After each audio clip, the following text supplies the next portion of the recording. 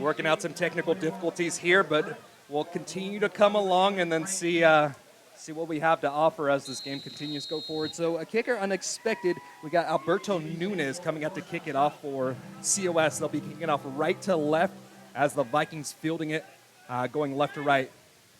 Blue helmets, white jerseys, white pants, and blue numerals as a kick it. It's a directional kick that'll be fair caught at the 20-yard line, so the Vikings will get the ball from the 25-yard line to start the game. That's one of those things that DVC, their kick returner, Frank Payne, has really been causing pain for the opposition team. And so they elect to go with the directional kick, so the Vikings will get that typical 25-yard start up there. So the Vikings come out, green jerseys, white numerals, white pants, green trim, and those white helmets. As they take the field for the first time tonight, they're led by their freshman quarterback. That's Jordan Cook. Jordan Cook last week, man, absolutely great performance. 26 for 45, 274 touchdowns, and let's call it 1 interception. Very efficient last week. See if he can keep it up today. Crib is off of his right hip as they go between the hash marks to start it off, driving left to right. Quick pass out to the forehand side, avoids one tackler in the backfield, moves forward to just about the 30-yard line, and he's knocked down after a gain of 4 as they mark it down at the 29. That's Giovanni Gradier. And I like that first play call. Get Cook warmed up to start the game just like he was last week. And Giovanni Gradier has been one of those guys that early last game, he got some burn, and he really showed that he has the ability to really make some big plays for such a young wide receiver for this Vikings team. So it's going to be a trips out to the near side look out of that shotgun spread once again. They motion to Sean Chim across the formation, fake the handoff, and they give it off to Crib. Crib in the backfield, trying his hardest to work off right tackle, but only able to get a gain of 2. 3rd down and 4 from the 31.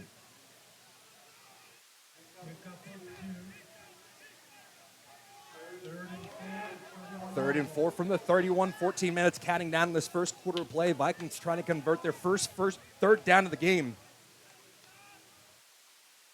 Last week, 9 for 17, 53% from 3rd down. Shotgun spread once again between the hash marks from the 31. Quick throw. It's a dig route caught right at the sticks. Breaks one tackle. Continues to fight on top of the numbers 40. And this Sean Chin turns forward for a gain of just about 8. Very good route there, stopping right at the first down marker. They'll call it 9 officially on the field there. As in his Sean Chim, he was the decoy on the last play, and he catches the handy route right over there. Just a soft zone coverage across the board from COS, and DVC taking advantage of that. Or a hash mark from the 42, getting right on the edge of the COS side of the field now. One of the most physical defenses the Vikings will face this week. That is what head coach Dar said. Quick pass out to the far-hand side, top of the numbers, and that is Mikel Ely. Ely fights forward for a gain of 2, and then he's pushed back. Forward momentum will bring him out to the 45. Officially marked down at the 44. It'd be nice to see Mikel Ely get involved early on. Last game, he is the star, the number 1 receiver for the Vikings, but just wasn't able to get much action or much going in his direction in the first half last week before coming out and getting 4 catches in the second half. Yeah, you'd like to see it get it warmed up early here. Took over the game last week. Let's see if he can do it again. And 3 for 3 so far today for a Cook. Just some efficient passing in the flats and some dig routes, some short routes. They'll have an empty set from the far hash mark here. Quick pass once again, caught at the 50-yard line. And a stutter step there, protecting the ball, fighting forward 2 yards after contact. And the Vikings get down to the 48-yard line into COS side of the field. Yeah, Cook looking real comfortable in the pocket right now. 8-yard gain on the play, and it's those short routes. Just a few digs, a few in routes, just a bunch to get him rocking. Talking to Drew Anderson, offensive coordinator, before the game, I was asking him, hey, is this your plan to get your quarterback comfortable? And he's like, that's always the plan. A comfortable quarterback means a good offense. 2 receivers stacked out top of the numbers on each side from the 48-yard line. A shotgun pass, pump fakes, pressure comes in his face, has him in, streaking down at the 40-yard line. What a find there by Cook on the left side of the field. Looked like he was about to get sacked, but he was able to find him down the field. 14-yard pickup on the play brings the Vikings out to the 29-yard line. That's one of those things where I think that was just an improv route. Pressure came. They ran a 2 short routes coming on the far side of the field, and instead he saw his quarterback rolling out to his left, and I didn't get a number on the receiver there, but a really heads-up play, picking up the chains and moving forward. Quickly to the ball there, up back off the right-hand side. They throw it out there. That's Washington, the tight end. He runs into 2 defenders inside of the 30-yard line. It'll be marked down at the 27. A gain of 2 on the play. Washington's second catch of the season there. Big tight end out of Encinel. Vikings looking to establish the pass game early. They only had 1 rush this drive.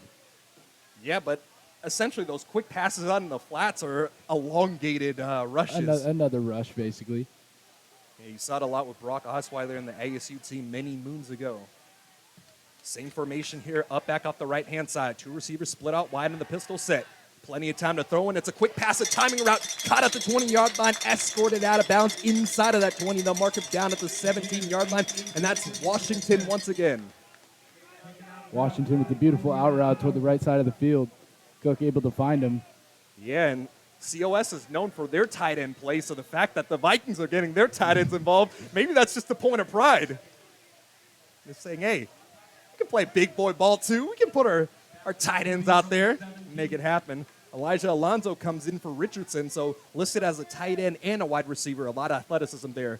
Swing pass, and it's a pitch underneath. He gets the ball, and he's tackled inside of the 10-yard line. A gain of 8 on the play on that beautiful gadget. Elijah Alonso came inside. They got the pitch inside, and he picks up a huge chunk on the play. Almost Kansas City Chiefs-like there on the goal line. Just a beautifully designed play. He probably stole that from the playbook of the Kansas City Chiefs. Hey, there's no stealing in football. Everything's been invented up to this point, right? It's just utilizing and getting things going. 2nd and 2, trips out to the far-hand side from the near hash mark. 9:25 counting down. Out of the shotgun, it's going to be a handoff left-hand side. Crib, man, nowhere to go. Tried to work the left side of the offensive line, but he's tackled right at the sticks for no gain. 3rd down, and he actually loses half a yard. So 3rd down and 3 from the 10. Yeah, Lonnie Wessel for COS, one of the leading tacklers coming into the season, able to make the stop for him. 16 total tackles on the year, tackle for loss, pass breakup, and a block. So the middle linebacker filling the gap with that play, and he did it with lightning efficiency. Vikings facing a 3rd down for the 3rd down this drive, perfect up to this point. Bunch out to the near side of the field, tight end along that left side, or pardon me, that's Mikael Ely. He's so big, I thought he was a tight end out there. Out of the shotgun snap, that's Jordan Cook once again. They throw a 1-on-1 route, and it's off the fingertips of Ely. The ball extended just a bit too far in front of the wide frame of Ely, and unfortunately the Vikings will have to send out their PAT unit, or pardon me, their kicking unit. I don't think Cook was ready for that snap. Looked like he was a little surprised. He had him on the out route out there. Just had to get it out. But the Vikings set themselves up in scoring opportunity there, and they'll have a beautiful opportunity for a 27-yard field goal, so well within the range of the right-legged kicker in Ray Valley. Valley only doing the kicking duties today. Nathan Price back punting for the Vikings, so they'll have plenty of time to focus on this one. 27-yard attempt between the hashes. Snap is off, hold is down, kick is up. It's a low kick, but it gets enough height, but no! Goes wide right. That one looked good from my vantage point, but unfortunately, Ray Valley misses the kick. 1-3 on the season for the sophomore kicker. So flip the sides of the field, and the Vikings defense will come out. So unfortunately for the Vikings, a very efficient drive to get it going. Jordan Cook really looking comfortable in that pocket. The only incomplete pass was off the fingertips of his wide receiver. So a lot of command for a young quarterback, but unfortunately it results in 0 on the board. 8:34 as COS comes out for the first time. They're going to be driving right to left. Nathan Lamb comes out, the sophomore quarterback out of Tulare, California. Pistol look, up back off the left side of that offensive line.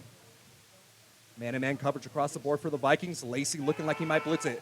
Fakes the handoff, and actually is a handoff into the backfield. Runs into a plethora of Viking defenders there as Malachi Ward gets the tackle on the play. 4-yard gain for COS there, as that was, I'm trying to get a number here. I believe that was Danny Oliveira on the first carry of the evening. We talked about this before the game, but COS likes to run a few different running backs. Aiden Gallivan, Danny Oliveira, John Friend, and a few others. Danny Oliveira, very efficient last week in their game. See if they can keep it up this week. It's going to be a shotgun spread for Nathan Lamb. 3 receivers to the bottom, 2 on the top. Between the hash marks, Lamb's there.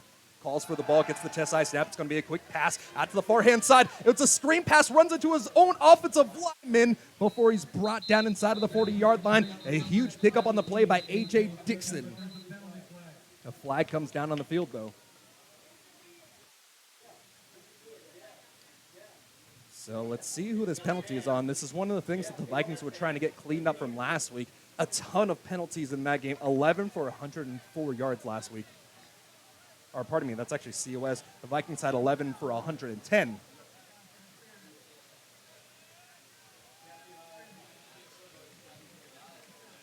So couldn't quite get a hearing on that one, but I believe it was pass interference. That one's actually declined because they picked up so much yardage on the play. So COS, a complete pass, and that was a beautifully drawn up screen pass that sets them up inside of the 40-yard line. On the COS 42, they're working right to left. Nathan Lamb comes out at quarterback once again, and I believe that's Oliveira back in the backfield with him. Shotgun spread look. Vikings look like they're playing man-to-man coverage across the board again. Hands the ball from the jet sweep out to the forehand side. Top of the numbers 45, 50-yard line, and a pickup of 8 on the play. It's a huge pickup by the wide receiver, Dwayne Coleman. That's his 4th rush of the year, so a lot of jet sweeps and edge discipline is going to be a big thing tonight. Yeah, he found the hole on the right side. Beautiful block by the right tackle there. So Matthew Sanchez with the nice block, the 6'2", 289 sophomore right tackle. 2nd and 2 after the nice pickup, right at midfield now. Lamb has a tight end, or an up back rather, off the left side of his offensive line. Shotgun look for Lamb once again. Vikings showing pressure. That's a handoff underneath. Plenty of space in front of him, but he's tackled down. Another pickup by Danny Oliveira, moving the chains. Danny Oliveira looking very efficient so far to start this game, similar to last week. And Malachi Ward coming up from a strong safety position, making the tackle once again. So it's about efficiency, and then when you don't really think about it, then the legs of Nathan Lamb start to work. So that's something you always have to factor in. Another empty set on 1st down and 10 from the 44-yard line. Nathan Lamb comes out in the shotgun. Shotgun snap, able to handle it. Plenty of time in the pocket, throws it across the middle of the field, and he threw it into the legs of 2 different receivers. The Vikings had an extra defender in the middle of the field as the umpire was just standing in front of everything. Yeah, it seemed to be a double cross right over the middle. Almost looked like they ran into each other, but passed right at the feet of both of them. Yeah, I think they just got a little too much depth on the play, and Nathan Lamb had to throw it into their feet. Lamb last week, 13 for 21, 180 yards, 2 touchdowns, and an interception. And then last year, pretty efficient performance from him, 12 for 16, 126 yards, and 2 touchdowns by Nathan Lamb on that Monday night game. It's going to be a pistol set with an up back off the left hip. Tied off that left-hand side as well. Throws it out in the flats. It's caught at the 45-yard line, 40-yard line. Tries to get the angle out to the sideline, down at the 31-yard line.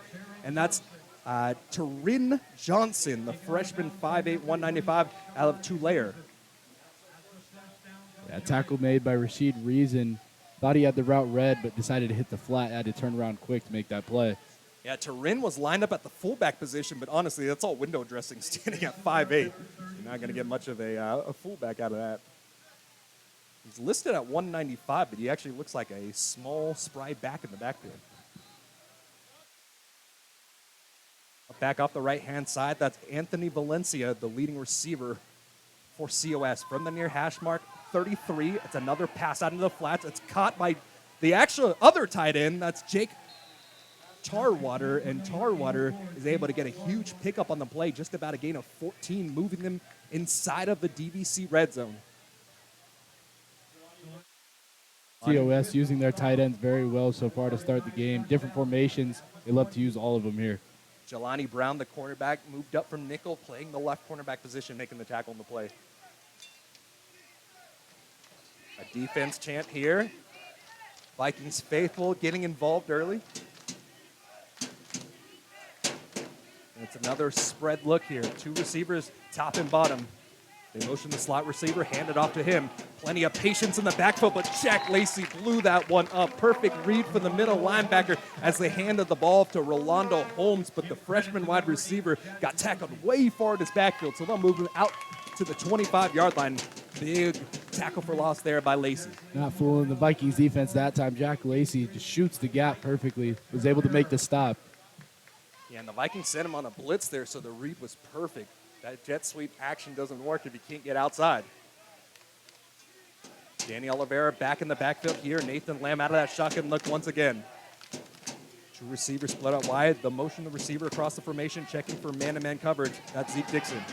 Quick pass, and it's off the fingertips, batted up in the air, and Anthony Valencia, first pass going his direction, and that one is swatted away. So it'll be 3rd down and 15 from the 25-yard line as the Undertaker bells ring. Adrian Machia had that one right there. Tipped off his fingers. Yeah, and it's pretty interesting. Adrian Machia, he is a pretty big defensive back, staying 6 foot 190, but the nickel corner is over there covering the tight end. Machia, man, what a massive game last week. 9 tackles, a sack, and a tackle for loss.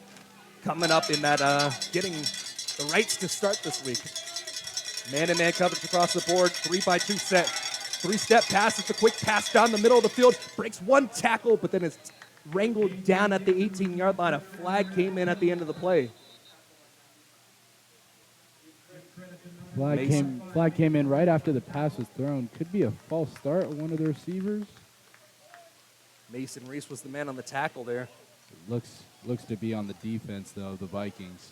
And A.J. Dixon was the man to make the catch.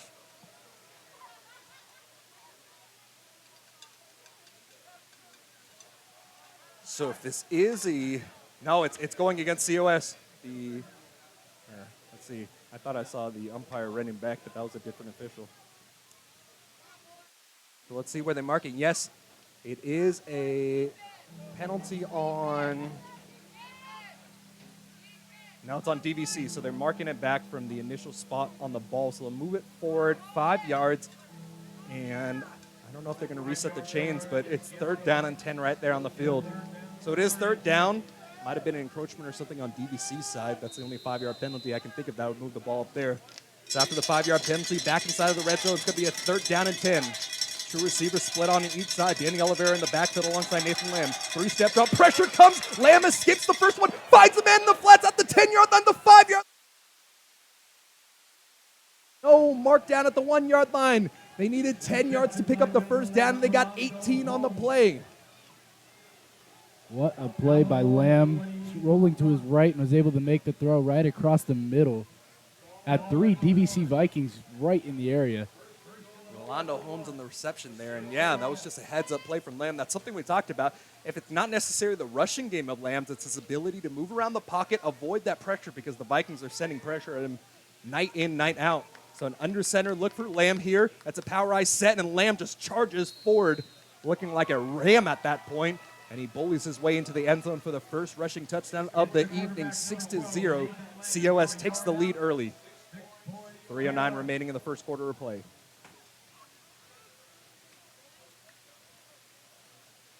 And like we said, it's not necessarily the big chunk yardage by the quarterback, but it's the efficiency and the rushing when you really need it. Kurt Kawamoto coming out to kick the PAT, the freshman out of Honolulu. Vikings might have jumped off sides there as the snap is out, the hold is down, the kick is up, and it's good. So a 7-0 lead early on for the COS Giants, 3:09 remaining in this first quarter of play. We'll take a quick break, being back on the other side on the DVC Viking Sports Network.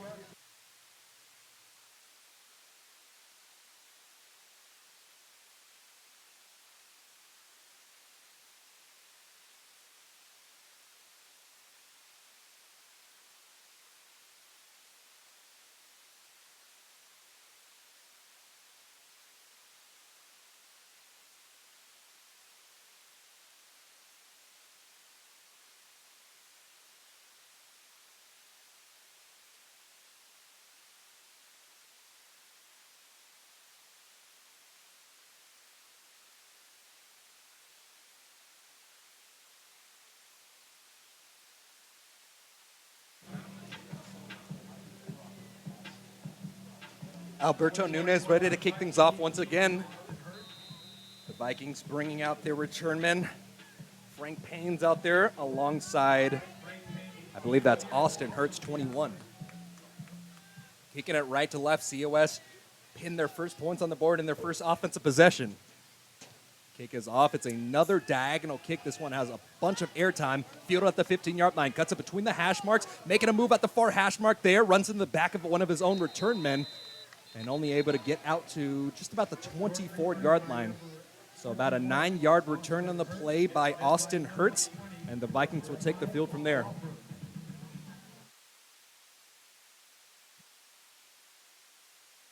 Man, we don't have all the functionality of everything going on with the scoreboard. The sound system sounds great. You can hear the bass all the way up here. One would say it slaps. DVC with a very, very impressive offensive drive last time. Yeah, see if they keep it going. Missed a 27-yard field goal attempt there. A quick pass underneath, and that was thrown too far ahead of Eric Hunter. Wasn't able to get under it for the pass, so it'll be 2nd down and 10.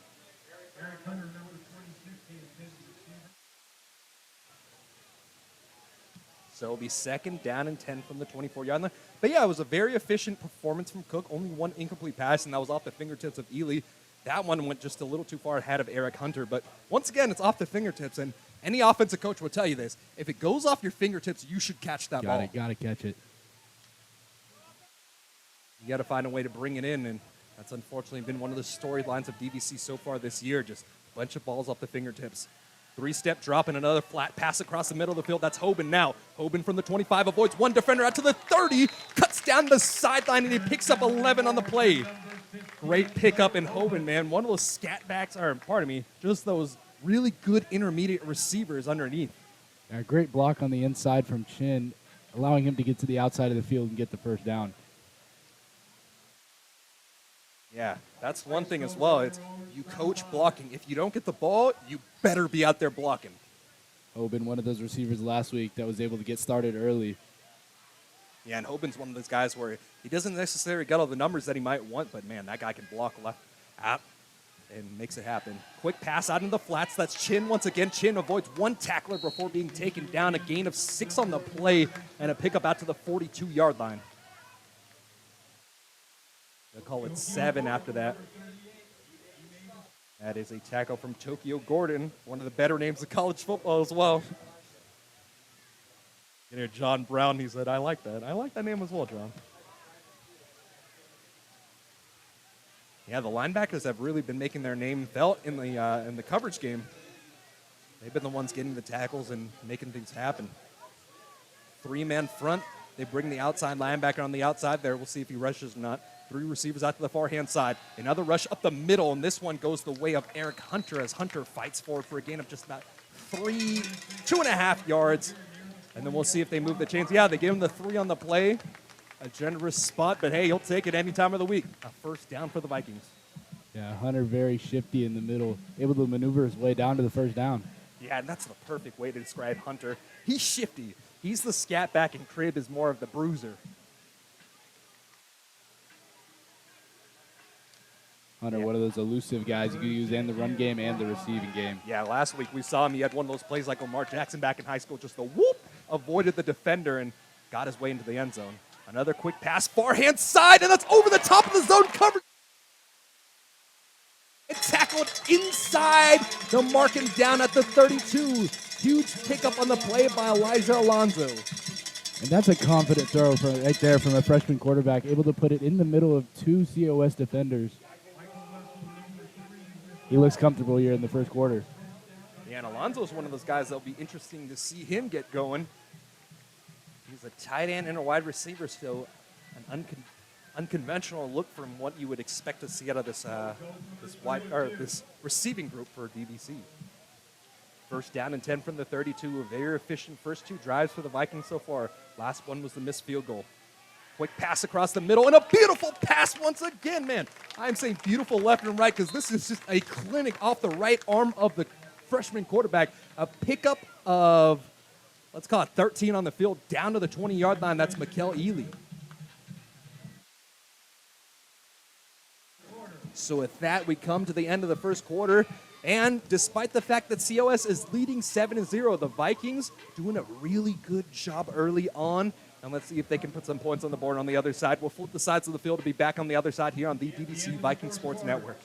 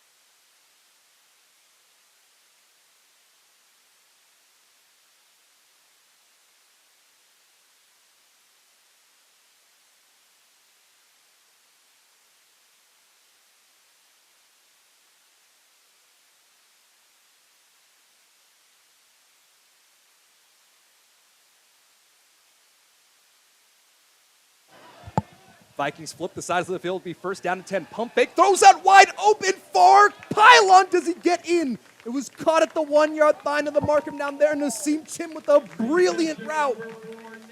Pickup of 19 on the play, and that sets the Vikings up at the 1-yard line. What a way to start the second quarter. And Nasim Chin, a beautiful corner route right to the front pylon. Almost got it over, but they're going to mark him down at the 1. Yeah, that pylon's getting a lot of action early on. 2 plays right there, and they weren't able to quite pass it. So the Vikings will come out in that shotgun look from the 1-yard line. 2 receivers split on each side. Eric Hunter's in the backfield. The motion Alonzo off the left side. A stutter step in the backfield, fighting forward. He reaches forward, and he's in. Eric Hunter, 2-yard rushing touchdown on the play, and that puts the Vikings up. It puts 6 on the board for the Vikings as a flag comes in at the end of the play. It's 7-6 currently, but we'll see what this penalty is. I think it's going to be an excessive celebration on the Vikings here.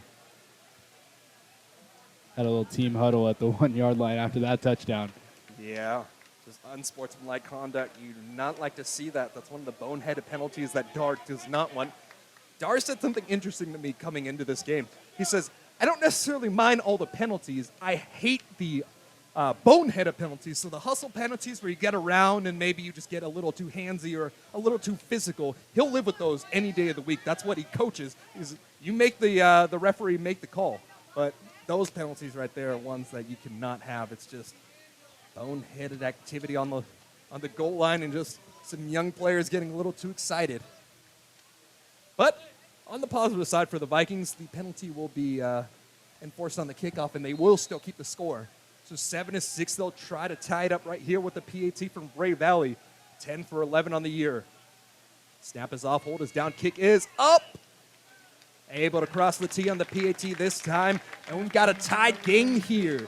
Number 11 and number 21 tied up in the Diablo Valley. So 14-22 on this clock in the second quarter. We'll keep it here. And Caleb, talk about this young quarterback, man.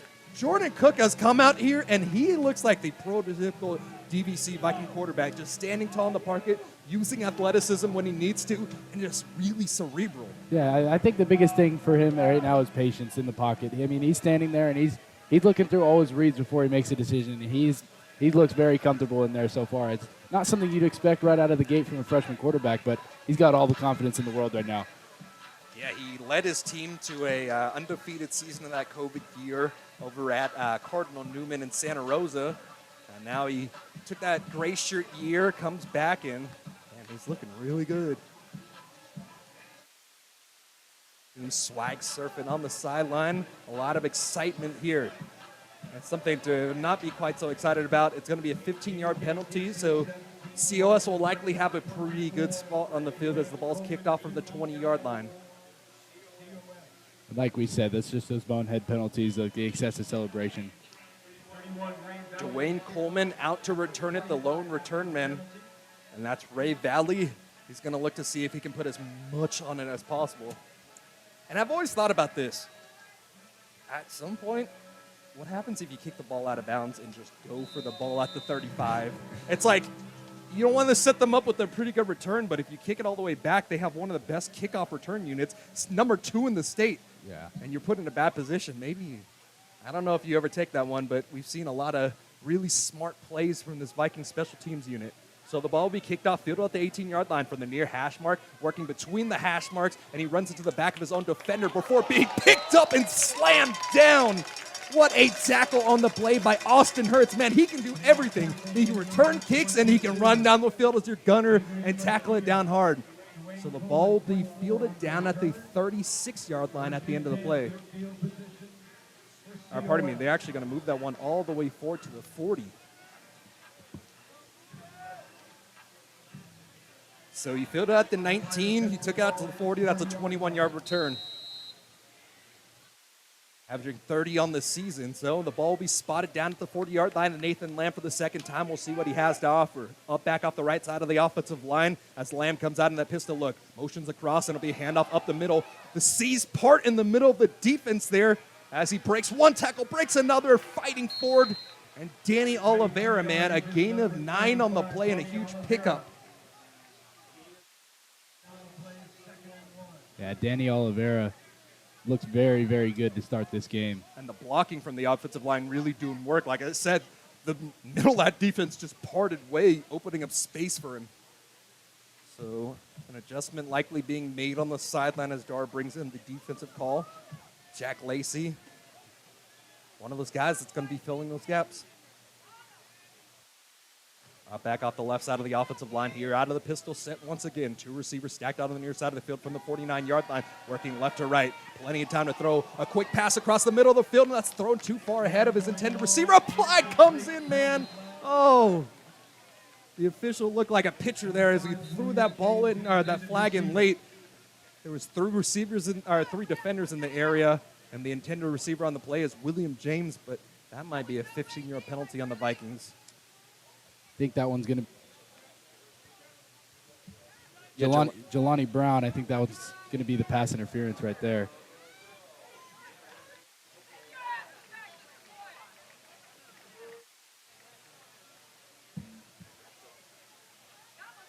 Jelani Brown on the pass interference there.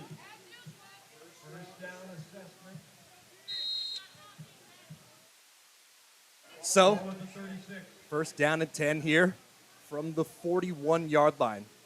True receiver stacked on the far side. They motion him across the formation once again. It's another handoff up the middle. Spins out of one tackler in the backfield before being taken down. And that's Aiden Galvin on the carry that time. 6 rushes for 31 yards and 2 touchdowns last week. And unable to get much there. Vikings get the stop. I tried to spin it around, tried to bounce it to the outside to the left, but just nothing there. It was stacked up on the whole left side of the D-line. So on the tackle there, only a yard gain on the play. And with 12:52 counting down, a continued drive from COS. So offense is firing on all accounts early on in this game. 2 receivers on each side. Out of the shotgun set, that's Nathan Lamb once again. Defense calls from the stands. Time to throw, pump fakes. He's going to roll it to his right. Has a man in the flats, doesn't take it. Instead, goes for the ball all the way down the field. Caught in the front of the end zone for a touchdown. 35-yard pitch and catch to the back of the end zone, and Rolando Holmes is there to pick it up. Had so much time in the backfield, and Lamb was able to dissect that defense, and the zone coverage just wasn't able to cover all the spots on the field that they needed to. And COS, man, a juggernaut on offense. They get it done via the air this time. 35-yard reception. Yeah, Alan Lloyd just lost his man. And Lloyd was in that deep third, but just wasn't able to quite get there.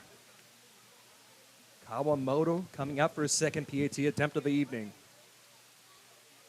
Snap is off, hold is down, kick is up. And another perfect PAT. So, an answer call for the Giants and the Vikings. So, Giants come out there, they drive all the way down the field, and they score off a 1-yard rushing touchdown from Nathan Lamb. On the other side, the Vikings come back down, they march all the way down the field, and they get that 2-yard rushing touchdown by Eric Hunter. And now a huge pickup of 35 yards puts the COS Giants up 14-7 with 12:28 on the big board here. So another quick timeout, and we'll be back on the other side here on the DVC Vikings Sports Network.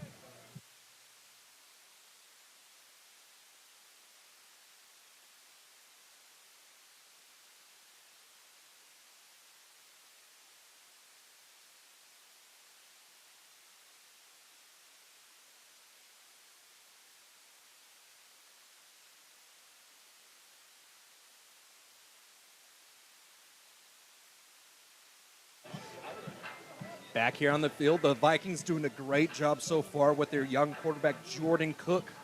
Man, he has had a really great performance, a massive performance even. No live stats on the evening, so we'll get caught up with some stats during the halftime break. Well, with 12:28 remaining in this second quarter of play, Vikings coming out, looking to see what they can do on their third offensive drive of the day. It's a far kick. Will be fielded down at the 7-yard line. Top of the numbers, and a nice tackle coming forward, and the gunner was able to get there. Benjamin Haywood, I believe, is the tackler for COS, and the Vikings are going to get a poor starting field position as the ball will be marked down at the, I'm going to call it the 12-yard line. And as we said, coming into the game, COS ranked top 10 in almost every special teams category. Great kick and a great tackle right there. And talking to Travis Burkett before the game, the head coach of the Vikings, the Giants, he talks about just all three phases of the game. That's what they focus on. They want to be stout in every phase. Burkett, a graduate, and he played football over at St. Mary's, so he considers this kind of a homecoming of sorts every single time he's able to come out here and play at DVC. Pistol look with the fullback and an up back in the backfield. They hand the ball off, and that goes up the right-hand side, breaks one tackle in the backfield, fighting towards the sideline out to the 24-yard line, and that's a pickup of 4 on the play by Eric Hunter. So, like I was talking about before, as a flag came in at the end of the play, it'll likely be a holding call of some sort in the Vikings, so more dirty laundry filthing up this beautiful new field. But like I said, when you come out in that two-back pistol look, you technically have a fullback, but when your fullback is the 5'8" scat back, it's kind of just window dressing and just a different way to get a rushing look. Yeah, you can do whatever you want with that guy out there. You can send him in the flats. Hey, he can block. I've seen Eric Hunter pancake some boys in the past. Oh, so it was actually an offsides on the defense, so a positive mark there. Vikings will likely take that penalty instead of the 2-yard rush, and that'll move them out to the 23-yard line. But yeah, it's like you see a lot of this 12 personnel now, 2 tight ends, 1 running back, or some of this 21 personnel, 2 running backs, 1 tight end. Typically, you see bigger looks and you're trying to really physically run that ball, but a lot of times it's just some quick pass across the middle field, caught right at the sticks, breaks one tackle, and that's Hoban once again from the 30-yard line, tackled out of the 32-yard line. A pickup of 12 on the play for Hoban, and a nice first down gain from the Vikings. Or pardon me, that's actually only a pickup of 8 because they got that penalty, making it 1st and 5. But like I was talking about before, it's just you're sending different looks and you're trying to really confuse the matchups on the field for the defense of COS. That's why you put those positions out there. Typically, a 21 personnel or a 12 personnel would be a heavier sized group, but in today's modern world, everybody's just smart, and it doesn't matter what you send out on the field. It's just trying to work the matchups in your own favor. And it seems to be working so far. I mean, the DVC offense has looked very, very consistent to start this game. So a man is down on the field, and that is Delvon Figgins. He's down on the field. We'll take a quick break at this here on the DVC Vikings Sports Network.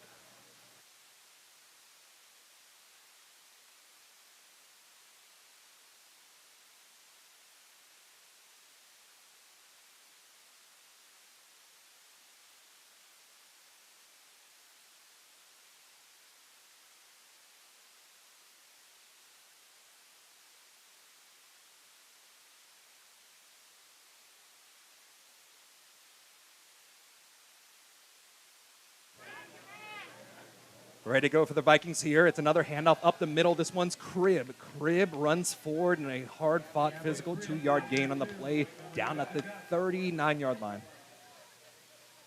Yeah, DVC hasn't gotten much run success to start this game. Sophomore defensive lineman Isaiah Jackson on the tackle there.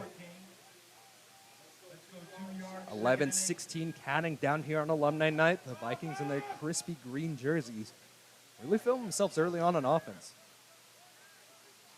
And Hoban, he's been quite an athlete. 2 really big pickups on these last 2 drives here. Empty set for Cook here. Cook out of the empty set. 3 receivers out to the far-hand side between the hash marks. It's another quick pass underneath. That's Mikkel Ely breaks out of 1 tackle, and he carries the whole team forward as he gets a gain of 8 on the play and the first down for the Vikings. He broke 1 tackler, and then 3 came to swarm on top of him. He said that's not enough. Able to get the yards after contact and pick up the first down. He broke 2 really big tackles there and was able to launch forward for the first down. Whew. Impressive athleticism on that play. You can see why all the big schools are coming after him. A lot of talent in the defensive backfield getting Power 5 attention, but Mikkel Ely's one of those wide receivers that's getting that those big-time looks as well. 3 receivers out to the far side. Crib off the left hip of Cook in the backfield. Cook out of the shotgun will hand it off. And, man, not that much space inside there. A physical run again and only a 2-yard pickup by Gavin Cribb. So he's only averaging a little over 2 yards per carry on the night. I believe his 5th carry. Man, it's just one of those things, though. You keep paying forward with the rushing game, and then eventually Gavin Cribb breaks one loose for 15, 20, 25 yards there. It's a great read, though, by Cook. If he kept that one to himself, that would have been a negative yard play, even though he didn't get anything much. Eric Hunter checks back into the game. Gavin Cribb comes out. So the scat back in the backfield, facing a 2nd and 8 from the 44-yard line. Vikings working right to left on their own 48. Swings them out into the flats and is caught out there. An elongated handoff out to the 50-yard line. Continues to turn his feet after the first contact. And he's marked down there. Looks like his knee touched down at the 49-yard line of the Giants. And Eric Hunter, once again, just those elongated swing passes into the flats. Drew Anderson counts those as essentially rushes. Nice pickup on the play. It'll be 3rd down and 1. Cribb comes back into the game as Hunter checks out. That's a great play to run there with Eric Hunter. I mean, a very elusive receiving back as well. Put it out right in front of him, get him a whole head of steam upfield. And if you think about it schematically, you have trips out to that far side as well. So the moment that ball is snapped, the man's in motion already. You throw it out in the flats, and he has 3 lead blockers in front of him already. So the first timeout of the night is going to be taken, and that'll be off the hip of COS. So 2 timeouts in their pocket, and we'll take a break with them. 8:47 counting down in the second quarter of play. 14-7 to the score. Giants up on the Vikings, 14-7 here at Viking Stadium on the DVC Viking Sports Network.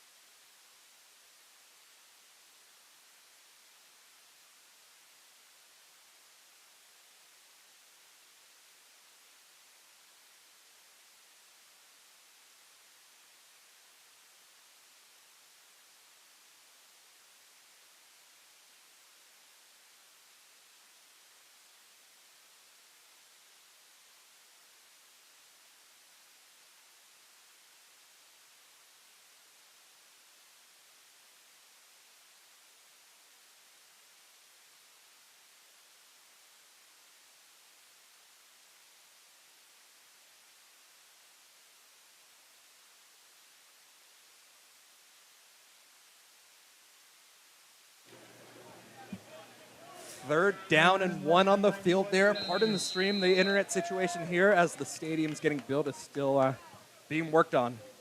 Another handoff along the right-hand side, and that's Cribb breaking it forward out to the 40-yard line. And a pickup of 10-plus yards. They'll mark him down after, let's call it a 13-yard rush down to the 37-yard line. And a flag comes in there, holding on the offense, and that'll put the Vikings in a bad position there. Yeah, it's just about time for Cribb to break one out, but unfortunately it's going to be a hold on Mikkel Ely here on the outside. So Ely unable to pick up anything there. Or, pardon me, Ely holding on a little too much there. And after the 10-yard penalty,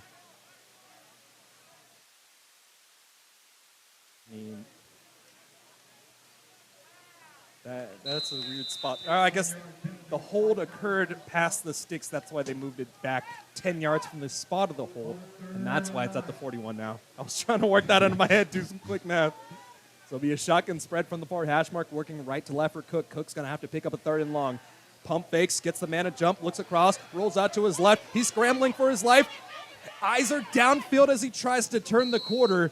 And for the first time tonight, we'll likely see a punt from the Vikings. But once again, that's a good play from Cook. Honestly, great coverage across the board all the way for the Giants. Cook didn't have anything to happen there, and instead he just has to use his leg to escape, get any positive yardage, and another hold on the play.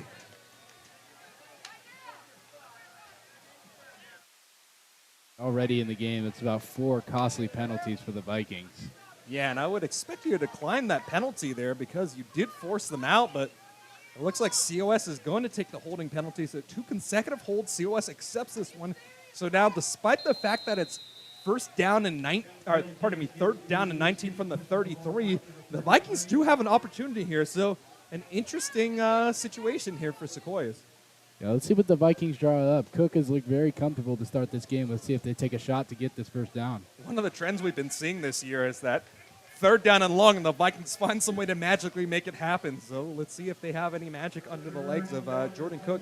Joey Aguilar, the previous starting quarterback for the Vikings, he was the one to make that magic happen. So it's going to be a quick pass out the far-hand side, trying to get that screen out to the 40-yard line. Continues to fight forward, breaking 1 tackle, but the hands are a little too heavy on the hips. And a nice pickup on the play down to the, we call it out to the 48-yard line for the receiver. And I believe that was Gradier, if I'm not mistaken, but not enough yardage to pick up the 1st down. So the Vikings are in an interesting situation, and it looks like they might go for it on 4th down. So it will be 4th down and 4, but instead at the end of the play, they send the punt team out. So a dangerous play, but unfortunately, rolling the dice for COS did not, it does pay off rather. So for the first time tonight and the first time at home, we'll see Nathan Price. He hasn't punted since the game against Fresno City College. A beautiful 6-punt, 240 yards, and a 49-yard long. So, oh, it's a quick pass. A throw it in the flats. It's caught by the long snapper, and that's a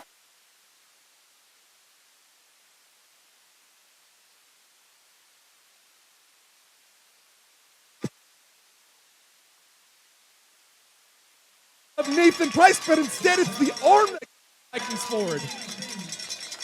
Amazing special teams play call there. Was able to get him open right over the shoulder. Woo! And man, some hands on Josiah. So Josiah Flores, the long snapper, he was a first-team all-league linebacker his senior year, but hey, he's got some sticky fingers on that ball too. No gloves either because he's the long snapper. So a trick play on the special teams, and the Vikings will come out once again facing a 1st and 10 from the Giants side of the field. Another quick pass that's caught at the 42-yard line, or pardon me, that's the 38-yard line. A flag comes in late after the catch from Elijah Alonso. Alonso was able to pick up 8 on the play, but it'll likely be a face mask, a horse collar, or something going the way of COS. I think they're going to get a horse collar on Tokyo Gordon, the linebacker. Yeah, so that'll be 15 yards on top of the play, so a beautiful pickup. Elijah Alonso is one of those guys, didn't necessarily have too much production, didn't have any catches against Butte, 2 catches against Shasta College, but now coming into this game, he's getting placed at a new spot at that tight end position or that up back position, as the Vikings like to line it up, and he's really abusing some of those matchups against the wide receivers. Yeah, he's looked really good early in this game. Yeah, DVC kind of spreading the ball around everywhere tonight. That's really just the credit of Jordan Cook going through all of his reads. So it's a shotgun spread look once again. Cook and Crib in the backfield. Flags fly, or no, pardon me.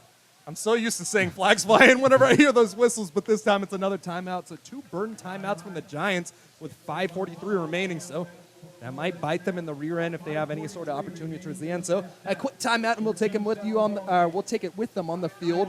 14-7 is the score as the Giants lead the Vikings here at Viking Stadium with 5:43 remaining in the 2nd quarter of play.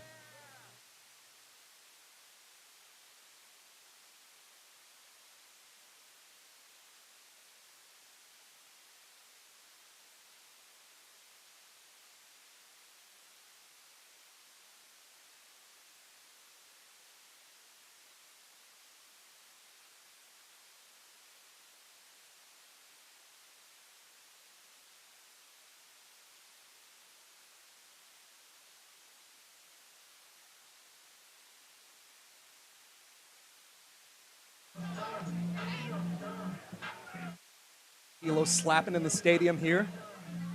Getting ready for some more action. We were talking about this just during the break, so COS, instead of making it 4th down and 10, they elected to let the Vikings go for the long ball. So on 3rd down and 18, that set up that fake pass, or that fake punt, rather, for the pass. So rolling out to his left, after stepping back, throws it along the near sideline as Cook there, as Cook kind of just threw that ball away. It still went off the fingertips of Giovanni Gradier, and it'll be 2nd and 10 from the red zone at the 20. Yeah, Cook off his back foot just had to get the ball out. Yeah, it's just a lot of pressure coming in his face. He hasn't taken a sack so far tonight, so that's a good sign there. Last week, Cook took 2 sacks for 12 yards. And I think there was a penalty there. Yeah, first and 5 to start this one. I believe that was an encroachment penalty, making it 1st and 5 there. So, when you have 2 teams that both got 11 penalties last week, it's one of those things where who commits less this week?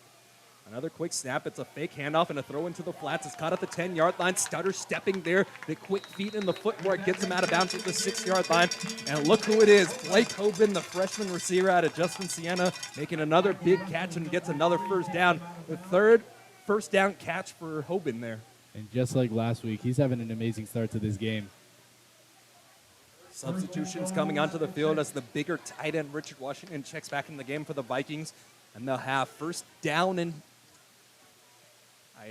the ball spot at the 11, or pardon me, the ball spot at the 6-yard line, so it's 1st and goal from the 6, rather. There, took a few times, but we got it. Shifting the defensive line, motions the wide receiver into the backfield, and Cribb to the crib. Gavin Cribb had plenty of space along the left side of the offensive line. The offensive lineman blocked it all the way open for him, and the Vikings are 1 point away from tying it up. 14-13 with 4:54 remaining in the 2nd quarter of play. Beautiful cut there by Cribb. Looked like it was an inside zone right up the middle. Decided to cut back to the left and take it in. Cribb to the crib. One of those things that Marquise Waters coined last week that I'm stealing for the rest of this season. And if he comes back next year as well. Had 2 brothers that played at DVC before them, but they were defensive players, rather. So now, Gavin Cribb sets them up to possibly tie the game here with the PAT. Ray Valley coming out. Snap is off. Hold is down. Kick is up. Crosses the T on the PAT for the 2nd time this evening, and we got a tied game, 14-14, as the number 21 ranked DVC Vikings tie up the number 11th ranked COS Giants. 4:54 remaining in the 2nd.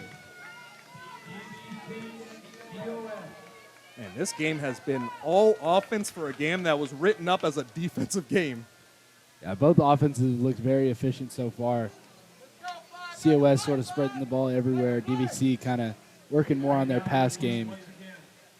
Yeah, and it's those elongated handoffs, those throws in the flats, and as we saw with Hoban, Hoban was the motion man, and then they cleared all the attention going the other side of the field that set up that 1st down and that set up that rush for the touchdown. Kind of the storyline of DVC's offense is Cook and Hoban. COS going to have to figure out a way to stop that pass game in the 2nd half. Yeah, and DVC getting a few offensive linemen back. Julian Lahr coming back, starting at that left tackle position. And that was the key there. The left tackle and the left guard, David Maake, all clearing that space for Cribb to be able to scurry forward for the for the touchdown, rather. Kicking off right to left is Ray Valley once again. He'll boot it away, and this will be a pooch kick. It'll be touchdown at the 32-yard line, stepping up and taking a huge hit as he got that ball. Austin Hurts, man, we've been calling his name all night long on this kickoff unit. He is truly the special teams man of the game so far for the Vikings. And that's something interesting you see from Jeff Hansen and the special teams unit. They're not afraid to throw up those kicks, and a heads-up play from the up back for COS being able to get that ball, because it looked like everybody froze there for a second, and if they freeze there, that ball's live. We saw it last week as they did one of those other pooch kicks. Nobody fielded it, and the Vikings got an onside kick, essentially, to start off the 2nd half, which led to that 21-point 3rd quarter, and they almost got away with another one there. Yeah, Austin Hurts came flying in, was able to make the stop. So from the 34-yard line, good field positioning from COS on the other side there. Nathan Lamb, efficient on the evening, rolls out a little push pass out into the flats, caught at the 40, tries to hurdle the defender, and that's Jake Charwater for his second catch of the night, third catch of the season, and a nice pickup of 11 on the play. Charwater out of South Lake Tahoe is typically more of the blocking tight end, but we've seen him in that receiving game all night long. Yeah, and that's COS's bread and butter right there, tight end work. Yeah, Malachi Ward coming up to make the tackle as well, so the last safety net for the Vikings. Up back off the right side of the offensive line, two receivers split on the bottom. Nathan Lamb out of the shotgun once again, Danny Oliveira in the backfield. Vikings showing pressure with their front. They send for another handoff, works off the left-hand side, runs right into a defender. Danny Oliveira only able to pick up two on the play as Jelani Brown, the corner, comes up for the tackle. Yeah, Jelani Brown shot right through the gap to the left side of the field. Sniffed out that run. Yeah, and it's one of those things where he had the space on the outside that the corner came up and filled the gap. And then Malachi Ward was there as a safety precaution from the safety position, but didn't have to do anything there. So the second down and 8 from the 48-yard line, 3:26 counting down. Something to know, only one time out in the pocket of the Giants. No 2-minute warning in junior college football either. Vikings, plenty of pressure in the box. Lamb throws it, and it's batted up, and it's intercepted. Intercepted at the 46-yard line, and that is Jack Lacey. Right man in the right spot, and a quick change of action, or a quick change of possession. Jack Lacey just in the right place at the right time. Dove out for the ball and was able to pick it off. Yeah, Lamb wasn't able to handle the ball well. It was a low snap that he dropped initially. Tried to step up, tried to pass that ball, and Jack Lacey there holding the turnover hammer gets an applause from the near side fans, the home fans, and quick change of pace, quick change of possession. Let's see if we get a shot off the right arm of Jordan Cook. So the Vikings are set up in a golden opportunity. 3 minutes, 10 seconds left in the second quarter play. 14-14 is the score. Vikings missed that that 27-yard field goal attempt in the first drive. That's the reason they don't have the lead right now. But it's going to be an empty set, and we'll see a shot here. Jordan Cook, plenty of time to throw. He throws across the middle of the field. It's caught at the 20. Beautiful post route. And that is Elijah Alonso continuing to eat up that mismatch, and it sets the Vikings up inside of the red zone at the 19-yard line. And Jordan Cook still looking very, very confident in the pocket today. Just delivers a strike right down the middle of the field. 27-yard reception on the play by Elijah Alonso. And whoever idea it was to set him up at that tight end position, you deserve a raise. He has been eating up that linebacker matchup all night long. Yeah, Alonso's had a big first half here. Yeah, we'll try to get you some stats at the end of halftime here. But all you got to know, it's been a night for Hoban, and it's been a night for Elijah Alonso. Another timeout on the field. Didn't quite see who was on. And this one's on the Vikings, stopping the clock with 2:22 left in the second quarter of play. We'll take this timeout with them. The Vikings inside of the red zone, driving right to left here on the DVC Viking Sports Network.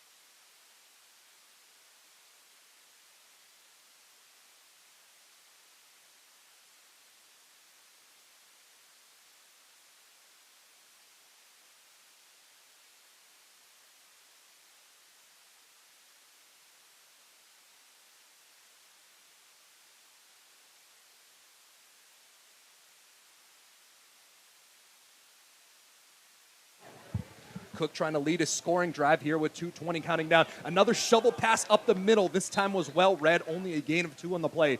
They try to go back to the well with that shovel pass over to Elijah Alonso from that right up back position.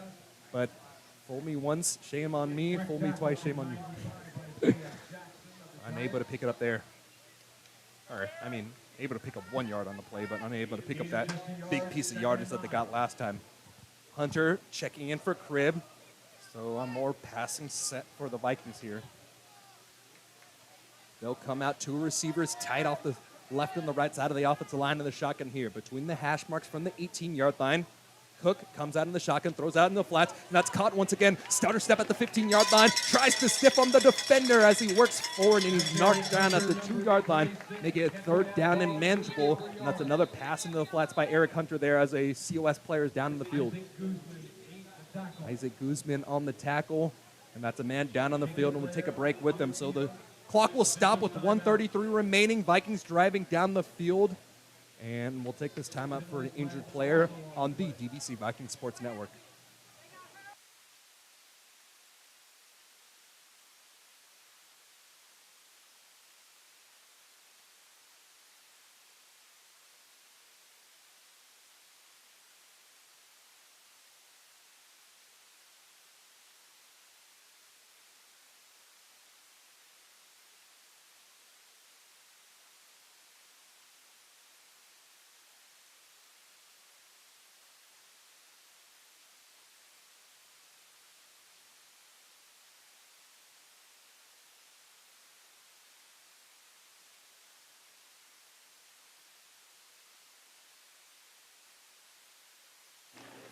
Leaving the field is Tokyo Gordon, the linebacker number 38 there.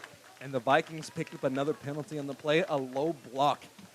They're just trying to take those games out of play. I was talking to Jeff Hansen, a former teammate of mine, the special teams coordinator for DVC. We're talking about back when we played, they taught you to essentially target and they taught you to chop out people's legs. That was the game that we played. But in this safer version of football, it's actually, you hate to see it because it's just, you don't want to see any teams getting these penalties. But at the same time, it's a safer game and it calls for more longevity. I've had my knees taken out quite a few times. And I've had a few hits to the head as well. So you hate to see it. You love to see physical football, but at the same time, it's just a better game with this. Those low tackles are just a way to prevent less knee injuries and things like that. But, as you said, love to see a physical game. So it's going to be 2nd down and long, 2nd down and 19 from the 27-yard line as it's a 15-yard penalty. So it would have been 3rd down and short, but instead the Vikings will have to drop something on 2nd and long. 2 receivers split out wide. Mikel Ely one-on-one on the bottom of the field. Or actually, there's 2 receivers. All right, 2 defensive backs, rather, coming out up on top of them. 2 timeouts in the pocket for the Vikings, and it's 1:33 counting down in the 2nd quarter. Clock continues to run down here. Cook out of the shotgun snap, looks towards the far sideline. It's another crossing right across the middle. That's Mikel Ely from the 25-yard line. Jump cuts at the 15, continues to turn his legs forward, and Mikel Ely gets about 18 when he needed 19, but he took the Vikings up on 3rd down and manageable. Yeah, he made about 3 COS defenders miss. Just a middle cross right across the field. Man, just splitting defenders. That's what you call, he's been working the ladder drills. You see it with the fancy footwork, able to move his way forward. 3rd down and 2. And the Vikings, with 50 seconds counting down inside of 1 minute, trying to score to close out the quarter. Rolls out to his right. Another pass that's caught into the flats. That's Washington as Washington gets the 1st down yard. Stays in bounds, though, so he couldn't get out of bounds. It'll be a 1st down and goal from the 6-yard line. And another timeout from the Vikings. 38 seconds on that clock. 1st and goal, DVC. So one more timeout in the pocket for the Vikings, but they're set up at the 6-yard line facing a 1st and goal. I have, honestly, since my time playing here, I haven't seen this many passes to a DVC tight end. Like, they've shown it tonight. Yeah, Washington is having himself a first half here. They're using him a lot in the flats, right across the middle of the field, out routes, using him in multiple different situations here, blocking. And he's had himself a great first half to start this game. Yeah, he's had 3 catches, but all those catches have gone for 1st downs. And then talking about Elijah Alonso, when he's not in there, Alonso's in there, and he brings you super deep depth in his route tree. So 38 counting down in this 1st quarter. Oh, the clock shifted over here, so it says 3:20 now. Let's try to fix that one up before they start to play again.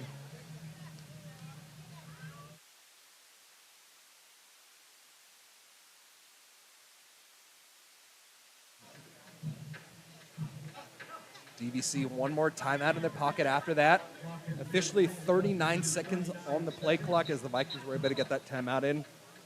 And so Jordan Cook, man, what a night he's been having. We'll get you some stats at the end of the half, but man, Jordan Cook has been electric tonight. 6'5", 210 freshman out of Cardinal Newman in Santa Rosa. Sprints out to his left, Cook looking down the field, throws it in front of his receiver. Nassim Chin looking for the flag there. He was double covered, but had a little bit of space in front of him.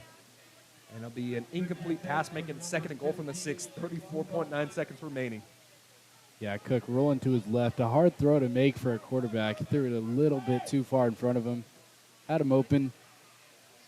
Yeah, that's just one of those things that you learn as you get better and you get older. As you got to flip those hips. You try to throw it before he was able to get those hips turned around. When you don't have a base under you, you really can't rely on much accuracy. Vikings have the spread set. 2nd and goal from the 6. 3-step drop, throws it back of the end zone, comes back for the ball. Nassim Tim able to go for it and get that touchdown. 6'1" sophomore wide receiver out of Pittsburgh puts the Vikings up 20-14 on the 6-yard reception. I mean, what a catch in the back of the end zone from Chin. But let's talk about the throw from Cook. That was a long back, throw. Long throw to the back corner of the end zone. He kind of dropped it right in the breadbasket. Perfect catch. Yeah, Big Steppin' is the perfect song to be playing on the loudspeakers here as the Vikings are feeling themselves ready to put up the PAT here. A lot of excitement, a lot of energy, and a turnaround here. Ray Valley comes out. High snap, held down well. Booted high up in the air. Crosses the T on the PAT.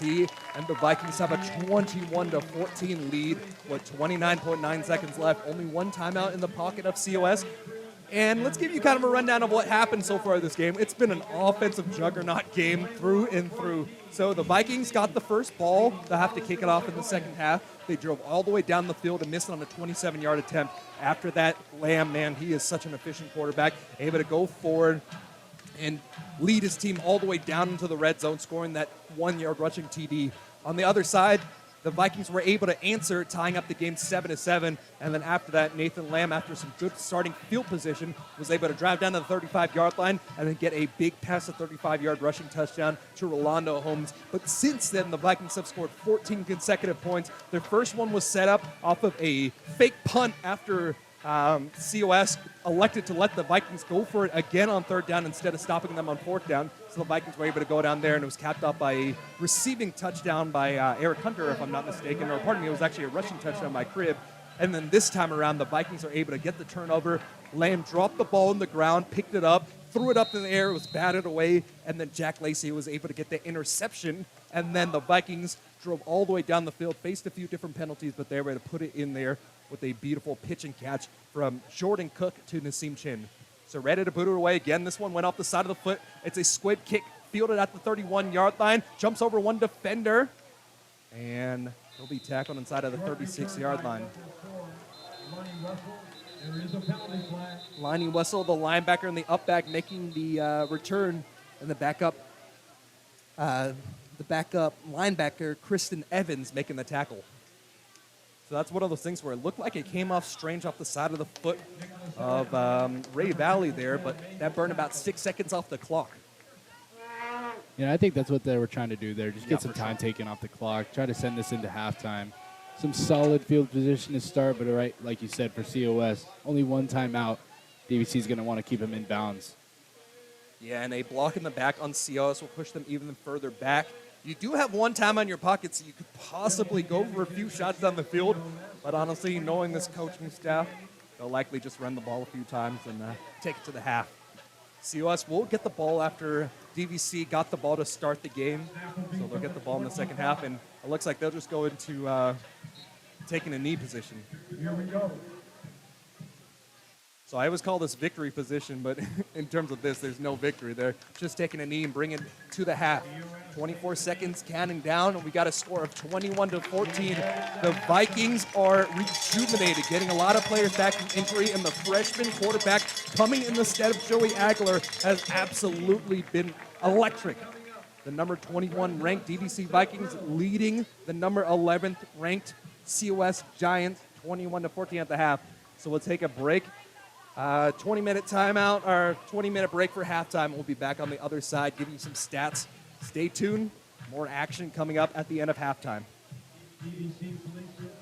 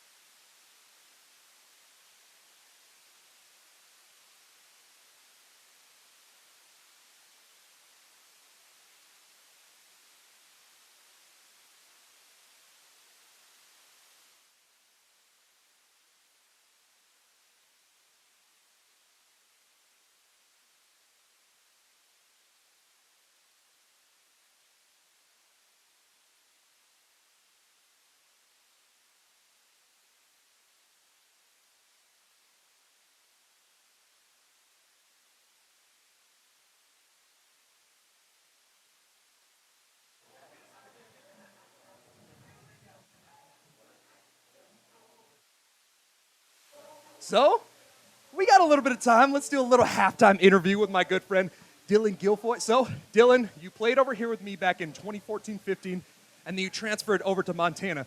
Let's walk us through what happened after that. You came back, you played over at Liberty. I want to hear a story about that. The coaching staff over there, they got relieved of their duties. So, I thought I might take the opportunity to use my redshirt year, come back here to DVC. And, God just opened a door for me over at Liberty University. And I was blessed to be able to go over there, play. Unfortunately, tore my PCL over there. But, I just made the best of my experience over there. And it was, I had a blast over there, got my bachelor's degree. But at the end of the day, the foundation that was set for me to even end up there was here at DVC through Coach Dar, Coach Hall, Coach Tag. Yeah. I remember I was always jealous of those defensive ends out there. I was playing nose tackle, really just getting these holes filled up here, and you were having all these sacks in the backfield, having all this fun while I'm just out here eating up the double teams, man. You had a hell of a career over here. I don't have any stats because this is a little impromptu, but, man, I just remember seeing you put all the pressure in the world on those quarterbacks coming off that DN position. I mean, talk about it. You had Coach Tack, you had Coach V before that. I mean, what about that coaching staff really set you up for success at the next level? They really just taught me basic fundamentals that they don't necessarily teach you in high school, just depending on who your coach was. But my coach, over at Liberty, I didn't really learn the basic fundamentals you need as a defensive end until I got here and got under Coach Tag's wing. And then he just taught me basic pass rush moves and how to play the run and strike, aggressively, hands first. And it just really built a foundation for me as a defensive lineman, and it just set me up for success going forward.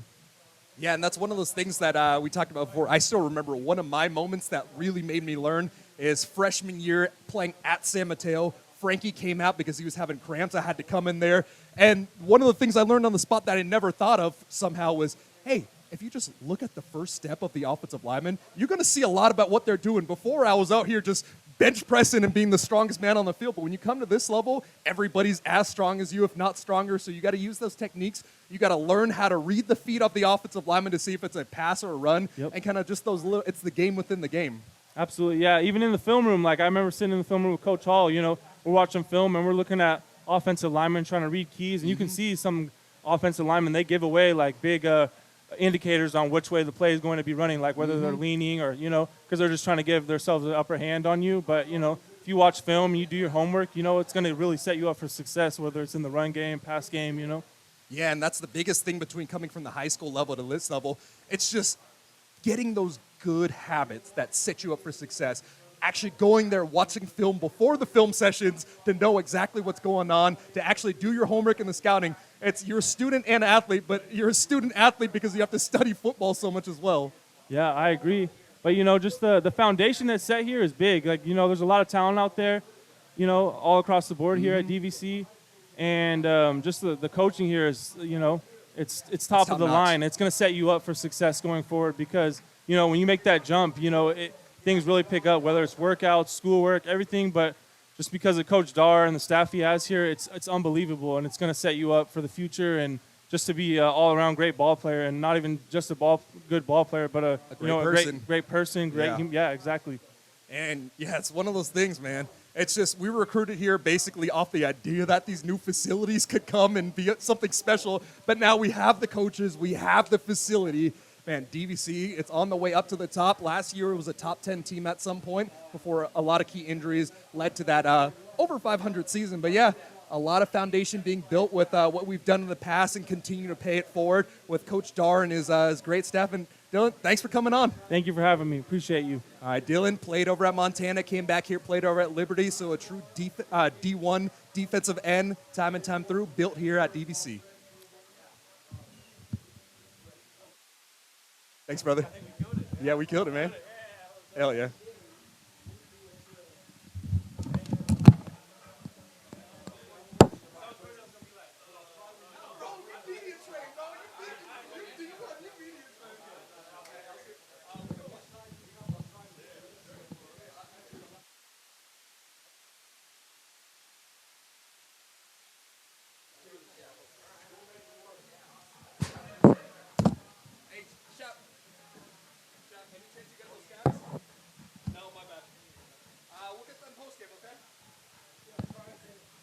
Thanks. I appreciate you. No, here.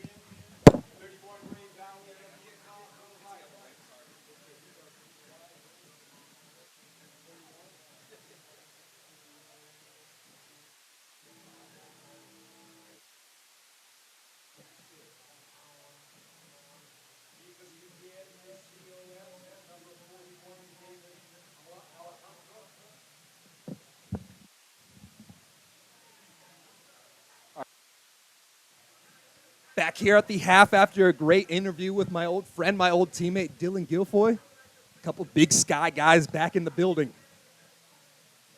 So DVC got the ball for the initial kickoff, so they're going to be kicking it away to start off the second half.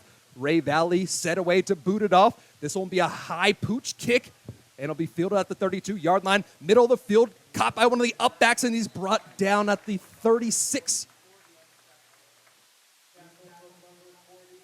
James Adams, the reserve running back on the return.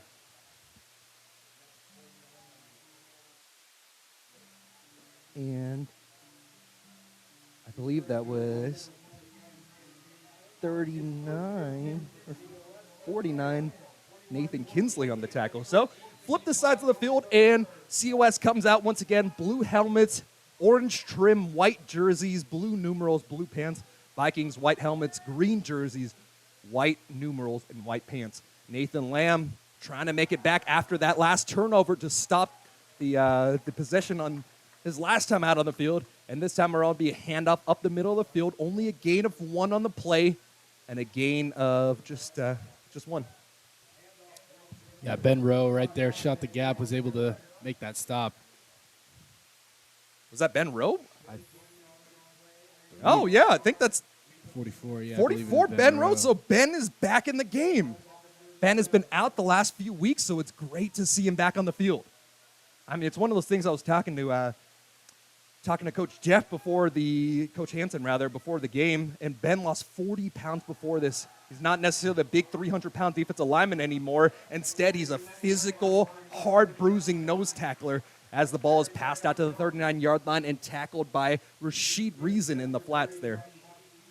But yeah, man, losing 40-plus pounds in that discipline, coming back and being just that physical, athletic defensive lineman, kind of like that prototype that we've seen from Donald with the Rams. Yeah. Yeah, Donald, not necessarily the biggest guy, but he's the strongest, most physical guy on the field. Yeah, being a defensive lineman, losing 40 pounds is not ideal, but great to see him back out there on the field.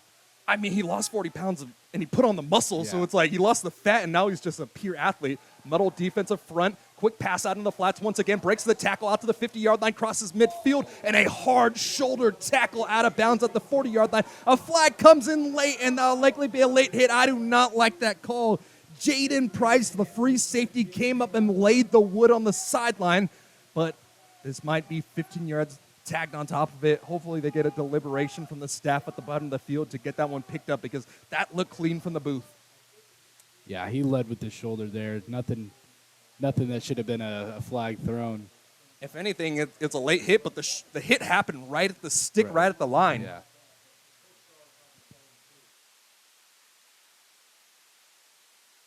Come on, pick up that ball, please.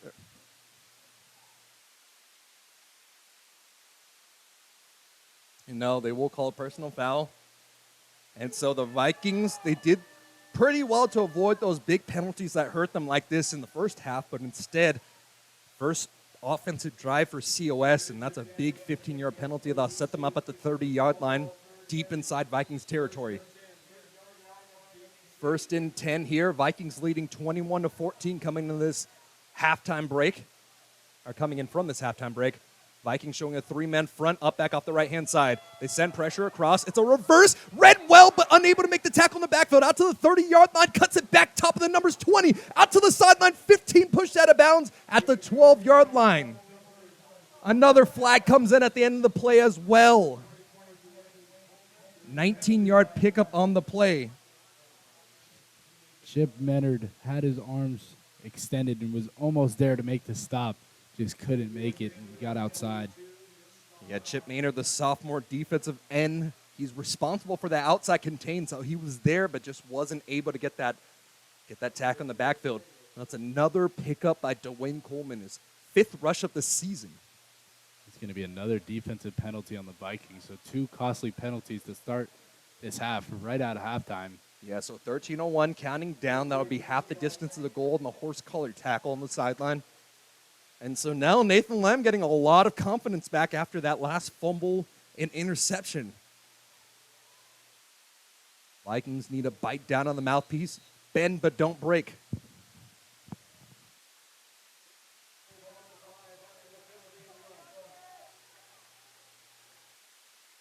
First and goal from the 5-yard line, 12:50 counting down.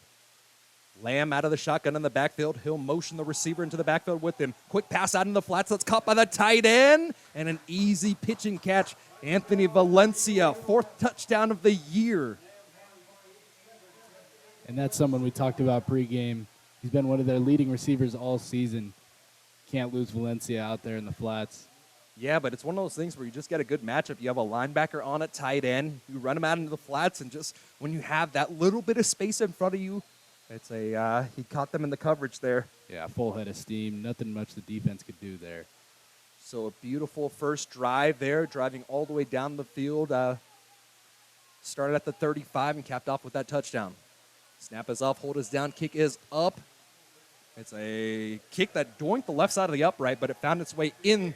So now opening drive makes it an even game, 21 all with 12:40 in this third quarter of play. But yeah, it's just, we'll see what they elect to do. We know that on the next kickoff unit that Ray Valley can boot it out of the back of the end zone, but the Vikings have been electing to go with those squib kicks, and it's been setting CUS up in some pretty good field position, just about at the 35-yard line average. 65-yard drive, last time out, and Nathan Lamb, the veteran quarterback for this COS Giants team, continues to really stay efficient and lead his team. Alberto Nunez coming out to kick it, and he's been more of a traditional kicker as the Vikings bring out 2 return men. That's Austin Hertz and Frank Payne. Hertz has been doing everything in terms of the offensive side. Yeah, in terms of the kickoff side, rather. Hertz has had a great day on the special teams. Let's see who gets the ball. Both the returners capable of returning it. No kickoff returns for a touchdown by the Vikings this season so far. See if they can change here. Nunez jots forward, swings the right leg. This is a high kick. He'll be fielded short at the 9-yard line. Top of the numbers. He's going to cross his way back out to the 20-yard line. Breaks through one tackler before he's escorted down inside of the 25-yard line. Frank Payne goes forward for a gain of 12 on the play. Devontae Brown coming up on special teams for the tackle.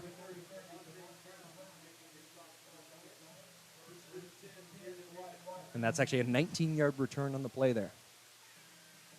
So, sets them up in positive territory in comparison of taking the fair catch. So Vikings will take that one. Aside from the turnover, the Vikings starting field position average about the 25-yard line, so nothing to write home about. 3 receivers out to the near side of the field from the far hash mark. A quick snap and a throw into the flats. That's Hoban caught again. And he had 3 defenders tackle him down after only a gain of 2. Another flag comes in at the end of play. 2 teams that are heavily penalized here. Both teams about in the 40s. So out of 64 teams in the 3C2A, they're ranked in the bottom 3rd. So unfortunately, just not a very clean game by each side so far tonight. Kind of living up to their reputations.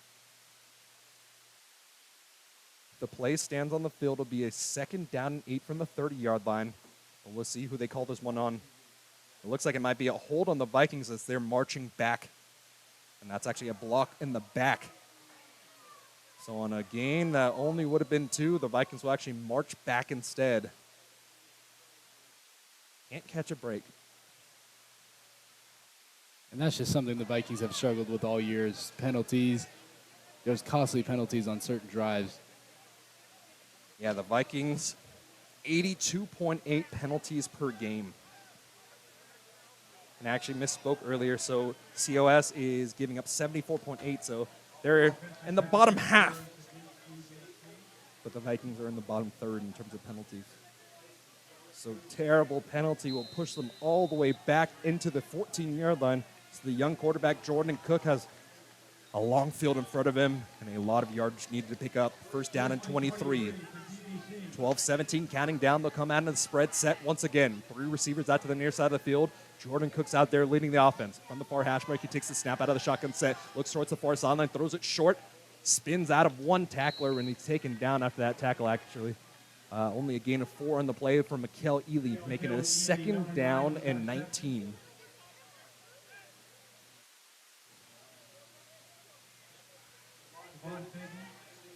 Biggins on the tackle for COS. Defensive back out of Oxford, California.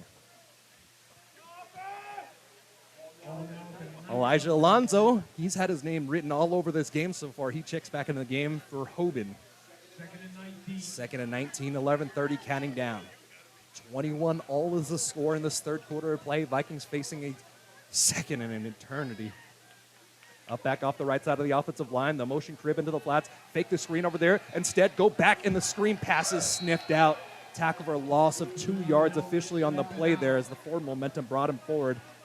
And they tried to get sneaky, fake the pass onto the flats, but Lonnie Wessel, the linebacker, sniffed that one out.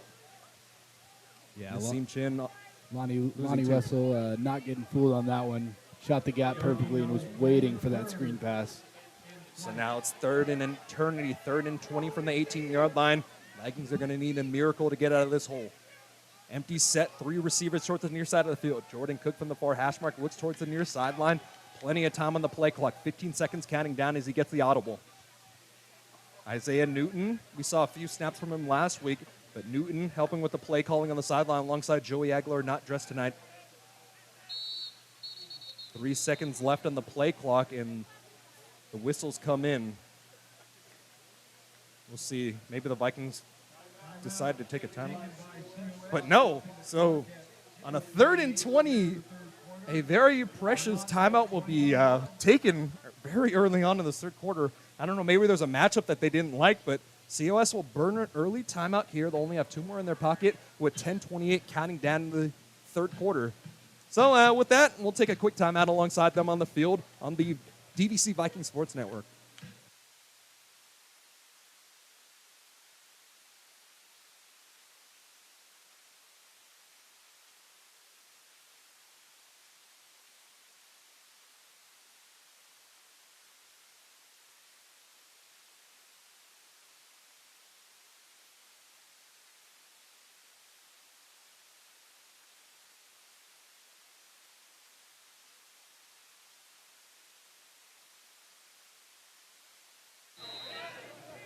So 10:28 counting down here in this third quarter of play. The Vikings facing a 3rd and long, and they'll just shovel pass it forward.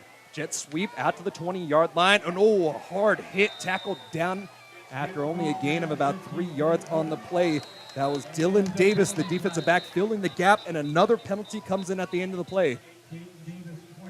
So if this is on COS, it might actually be another first down or a first down by penalty for the Vikings, but we'll see what they call this on. Something interesting about that last play, though, that jet sweep. So typically you hand it off and that's a rush, but now what they've been doing, and yeah, it is going to be a penalty on COS, so that's going to move the ball forward and likely give the Vikings an automatic first down.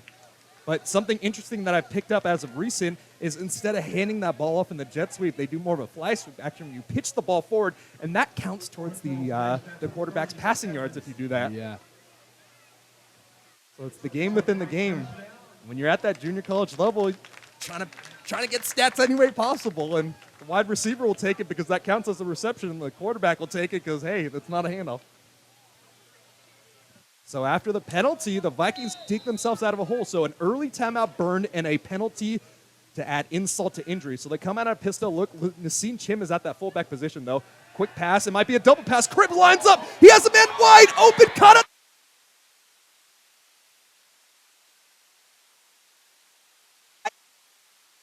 A double pass. That one was written all the way through. The lateral to Gavin Cribb, and Giovanni Gradier stretches down the field for a 53-yard reception.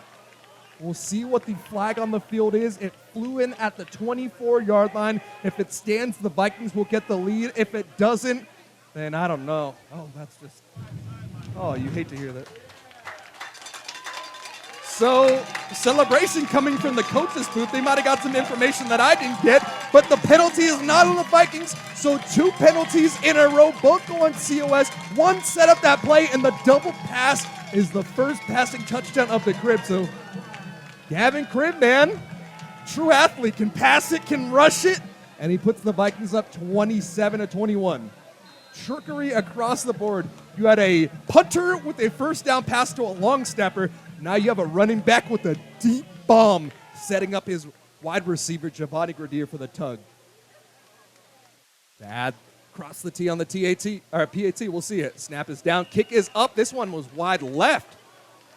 So, man, pressure's been coming off the edge all night long, and for the second time this season, Ray Valley unable to convert on the PAT. So we'll see if this bites the Vikings in the rear end later on in this game, but only 6 points added on that drive. 27-21 is the score. Talk about that setup with that last play. What a beauty. That was a great swing pass out from Cook over to Cribb.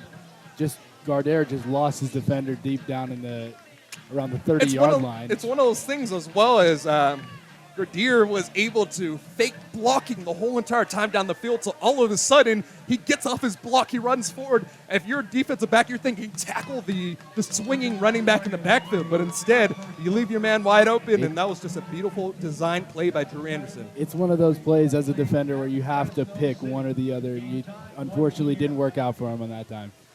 Yeah, and he's probably locked up man-to-man coverage across on Gradier, so he wasn't able to look in the backfield during that snap, so he didn't see that was a lateral. Bit on the play, and 53 yards later, the Vikings get a huge score. Man, what a crafty game plan coming in this one.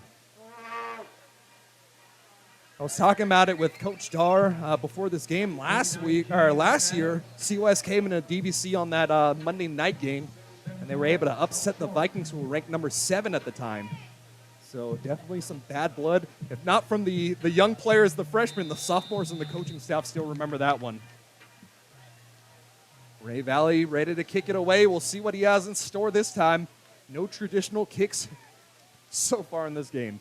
Jots forward, boots it away. This will be another high squib kick as a flag comes in, likely an offside. It's babbled and tackled at the 37-yard line. And another flag comes in at the end of the play as well. We'll see what that call is on. So one flag on the field is going to be an offsides on the Vikings, and the second one, I don't know what they're going to call on that one. Could be a late hit. A couple of the coaches on the DVC sideline not happy after the second one came in. And it's one of those things that, officials scout games before too. They know the tendencies of the players and the team. So when you have this reputation, it just harms you in multiple ways. All 7 zebras talking in the middle of the field. See what they come out of the pack with.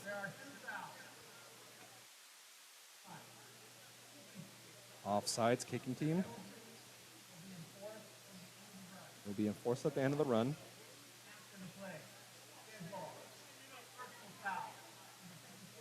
Personal foul on the Vikings, so that one goes against Christian Evans.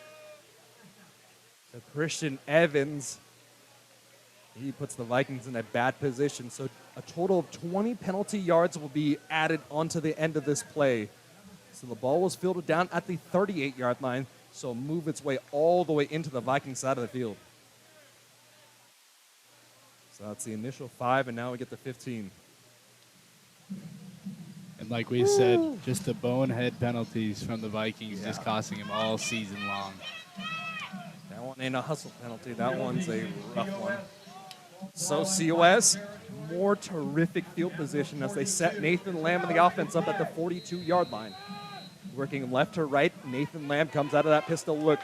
Oliveira's in the backfield with him. Up back off the right-hand side is Anthony Valencia. 2 receivers out to the far side of the field. Vikings packing the box here. A handoff, plenty of space on the right side. And he stutter step behind the defensive. He got past the front 7 and then got a gain of 11 on the play. That was Danny Oliveira, and then was finally tackled down by the defensive backs there. But a huge pickup and another first down for COS. So from the 32-yard line, COS, man, they've just been gifted these treats night in, night out. Vikings did get a penalty on COS that set up that last drive, but COS getting the favor paid forward as well. Yeah, to start the second half, 2 drives in pretty good field position to start just because of the Viking penalties. So it's going to be trips out to the near side. Valencia's the nearest receiver to the offensive line there. Out of the shotgun look, Nathan Lamb scans the line. Gets the snap from center. He's going to throw a goal route down the near sideline, diving forward for the ball, and that's incomplete. They try to get Rolando Holmes on the goal route, but instead the coverage from, let's see, who is 28? So that is Alan Lloyd, the dime, able to get some nice coverage there. So Lloyd was half a step behind, but did enough to disrupt the play, so the shot and first down fails as he takes a well-earned rest there. Yeah, pretty good fade route. Got open, just happened to miss the throw. Capers comes in. He's the defensive back on the far side now. Another fake handoff and another handoff up the middle route. They fake the jet sweep, and another big pickup by Danny Oliveira. Oliveira, no stats on the evening, but he's averaging well above 5 yards per carry. Yeah, He gets 5 there. Danny Oliveira is finding the hole on every run. He's running with a full head of steam here today. So it'll be 3rd down and 5 from the 28-yard line. Or 3rd down and 5 from the 27, rather. 8:50 counting down. Vikings trying to get off the field here. Man-to-man coverage across the board. Back up the right-hand side in that pistol look. Lamb claps, hands off, middle of the field. Plenty of space between the hash marks. Makes one defender miss, and he's tackled down at the 16-yard line. Needed 5, and he picked up 10. 1st down and 10 from the 16. Oliveira, just another run right up the middle. Kind of cut down to the right side of the field. And that takes a lot of confidence from your offensive coordinator calling a run on 3rd down and 5. Maybe it was 4-down territory. But, yeah, that is something that takes a lot of confidence to call. 1st down and 10 from the from the 16-yard line. Lamb just has all the confidence in the world here in the second half. Setting the up back off the left-hand side. That's Valencia once again in the pistol. Oliveira out there in the backfield, fakes the jet sweep, handoff once again. Plenty of space up the middle before he's upended by 2 different Viking defenders. Ben Rowe in there on the tackle, but a gain of 5 brings him down at the 11. Then Rowe with a good stop, but yet again another run by Oliveira. Just eating up the Viking defense. 4 officially on the play, making it 2nd down and 6 from the 11-yard line. But, yeah, if you can get 4 yards on every single rush, you'll take that as an offensive coordinator time after time. Oliveira will stay in the game. It'll be a shotgun spread with an up back off the right side of the line, rather. Vikings send the pressure. Lamb keeps it, avoids one tackler. He runs it himself, gets the jersey tugged on. And Nathan Lamb didn't like what he saw, so instead he rushes forward, only his 2nd or 3rd rushing attempt on the evening, if I'm not mistaken. But he sets up the Giants inside of the 5-yard line, and that'll be a 1st down there. Pue Amua, the linebacker, coming up for the tackle there. Or Puai Amua, rather. 1st and goal from the 5. The Vikings need a big stop there. Lining up in the same formation they scored last time. Tarwater is lined up at the up back on the left side now. Lamb calling for the snapback. It's another handoff. Red this time avoids one defender before being finally brought down after only a gain of 1 on the play.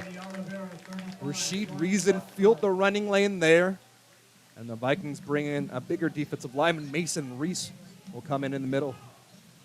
Oliveira tried to bounce it way outside toward the pylon, just got eaten up by Reason. And that was just a good read from the defensive back. He read run all the way and was able to set himself in that position, bolster that outside containment, and make it 2nd and goal.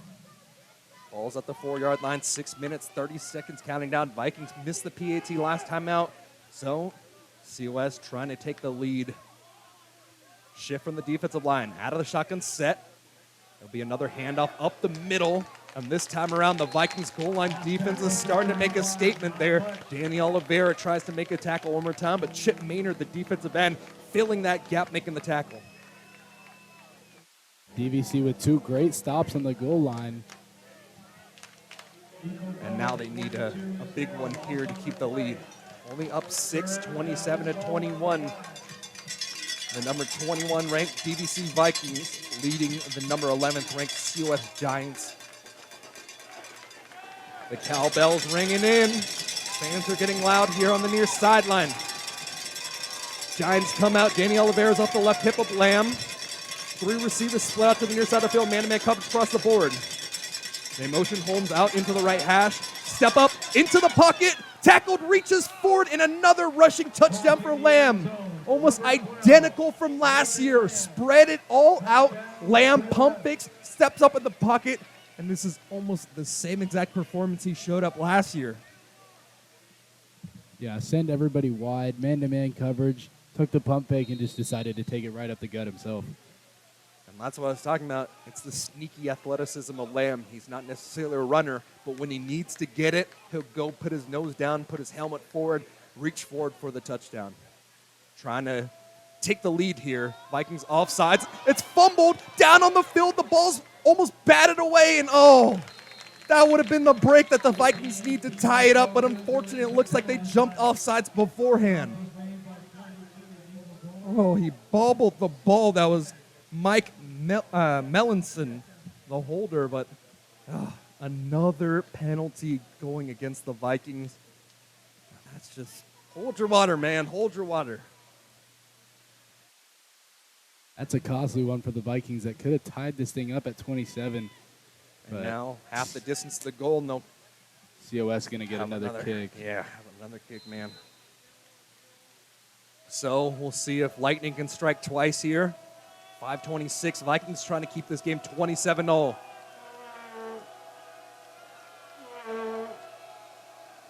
Snap is off. The hold is down this time through the middle of the uprights. And that gives the Giants the 28-27 lead. 5:26 remaining in the third quarter play, rather. Quick break on the field. We'll take it here on the DVC Vikings Sports Network.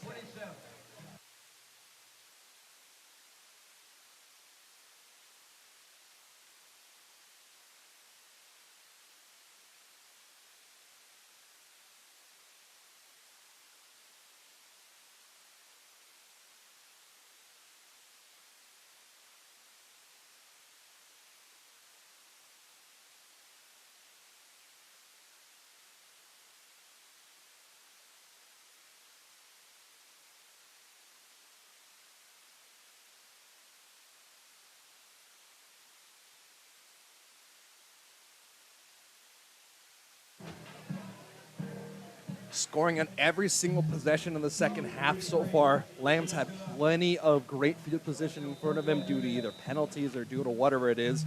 And so now the Giants taking a 1-point lead over the Vikings, 28-27, 5:26, counting down in this third quarter. What we thought to be a really strong defensive game has actually turned into an offensive battle between both teams. Nunez kicks the ball away. He'll be fielded down at the 5-yard line. No fair catch here. Tries to cut his way across the field. Takes a front flip after a diving tackle attempt across the middle of the field. Austin Hurts on the return, but a terrific job on the coverage by Tokyo Gordon. So Gordon injured on the other side of the halftime break, able to put the Vikings in a poor position once again. So, hey, no penalties, no boneheaded plays, no holding. Just play some clean football like you've been doing all game long, or previous to this half, rather. And go out there and see what you can do. So the Vikings line up at the 17-yard line here. Out of the shotgun, the other number 12, Jordan Cook here. Throws a quick pass, and it's another catch over to Richard Washington. Washington only had one catch against Butte for about a yard coming into this game, but that's his fourth target and his fourth catch of the evening, picking up 8 on the play. Washington been a big factor in this game. Something you don't see often from DVC using their tight ends like this, but he's been a big factor today. He's actually limping off the field right now. So he did take a low tackle there, so probably has a Charlie horse. He's going to need a few seconds to get those legs worked on the sideline. But he sets his team up for a potential to take a shot here. 2nd down and 1. Out of the shotgun set.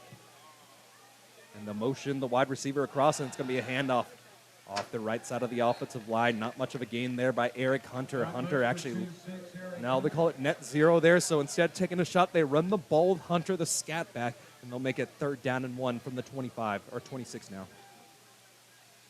Hunter coming off the field gimpy as well, so 2 plays in a row, 2 key Vikings for this game. So Alonzo's going to come to the game. Cribb's going to come out. So on 3rd down and 1, I think we're going to get a spread set. I don't think we're going to have a running back in. Maybe a quarterback draw. Yeah, so exactly that. The personnel's dictating it. And, the Vikings have a late substitution with Gavin Cribb here. Cribb, there's 11 men on the field, so no penalty on that. They'll hand it off. Cribb sneaks through the tackles and able to stay on his feet. 35-yard line, top of the hash mark before he's brought down at the 38. What a nifty play from Cribb there. It looked like he was tackled right at the line of scrimmage, but instead he's able to come up there, fight through the line of scrimmage, and Michael Machado was eventually able to make the tackle, the defensive lineman there. But hey, that is what the doctor called for, a physical run, and Cribb continues to shine in the second half. Yeah, late substitution to bring Cribb in, but lucky they did. Just a nice power run right up the middle. So another spread set this time around. This one's intended for. Trips out to the near side. Cook steps up the pocket. Pressure's coming his way. He's going to pass it out into the flats. Caught at the 45-yard line. Top of the numbers. Lowers the shoulder. Fighting forward for extra yardage. Giovanni Gradier. A nice 15-yard gain on the play. Tackled by Isaac Guzman. It's been a show all night long, an offensive showcase on both sides. Both the number 12s, Nathan Lamb and Jordan Cook. 12s throwing dimes all night. And I like that play right there by Gradier. Gradier ended up seeing the pressure coming, so he came back to the ball, saw Jordan Cook there, and instead of having Jordan Cook run, was able to get that pitch and catch for the first down. Another motion by Nassim Chim. It's going to be another pass into the flats. This one's going to be brought down for a loss of 2 on the play as they try to hook up with Gavin Cribb. And it's going to be 2nd down and 12 from the 49-yard line. A tackle by the defensive lineman, Shaden Molina. Yeah, Shaden Molina saw that right from the jump. Fake handoff, swing out to the left, and he was waiting for it. Yeah, and the Vikings' game plans have been those extended handoffs there, and that's one of the things when it's a little too foreshadowed. And you can have those opportunities there. So man-to-man coverage across the board and a opportunity to go for Mikael Ely, but instead it's another handoff up the middle. Cribb only gaining 1 on the play, and a tackle by Jimmy Puba, the defensive back, filling the gap. I'd like to see a go ball, so they have a safety in the middle of the field and a defensive back covering Ely on the near side of the field, so when he's the lone receiver on that near side, they're putting the defensive back, Delvin Figgins, on top of him, but I would really love to see maybe just like an outside timing route with Ely there. Let him use some athleticism, that footwork to make some space. Haven't called Ely's name too much tonight. A few catches early on in the game, but the star receiver, we're looking for something big here on 3rd down and long. Cook out of the shotgun snap. Cribb's in the backfield with him. Pressure comes. He rolls out to his left. Throws it last second. Has to just throw that ball away. Tons of pressure coming off the left side of the offensive line with the overload blitz. And falling to the ground is Jordan Cook. And the Vikings will likely have to punt this ball away for real this time, facing a 4th down and long. Yeah, a good decision by Cook. Had to get rid of it. He had about 4 COS Giants right in his face.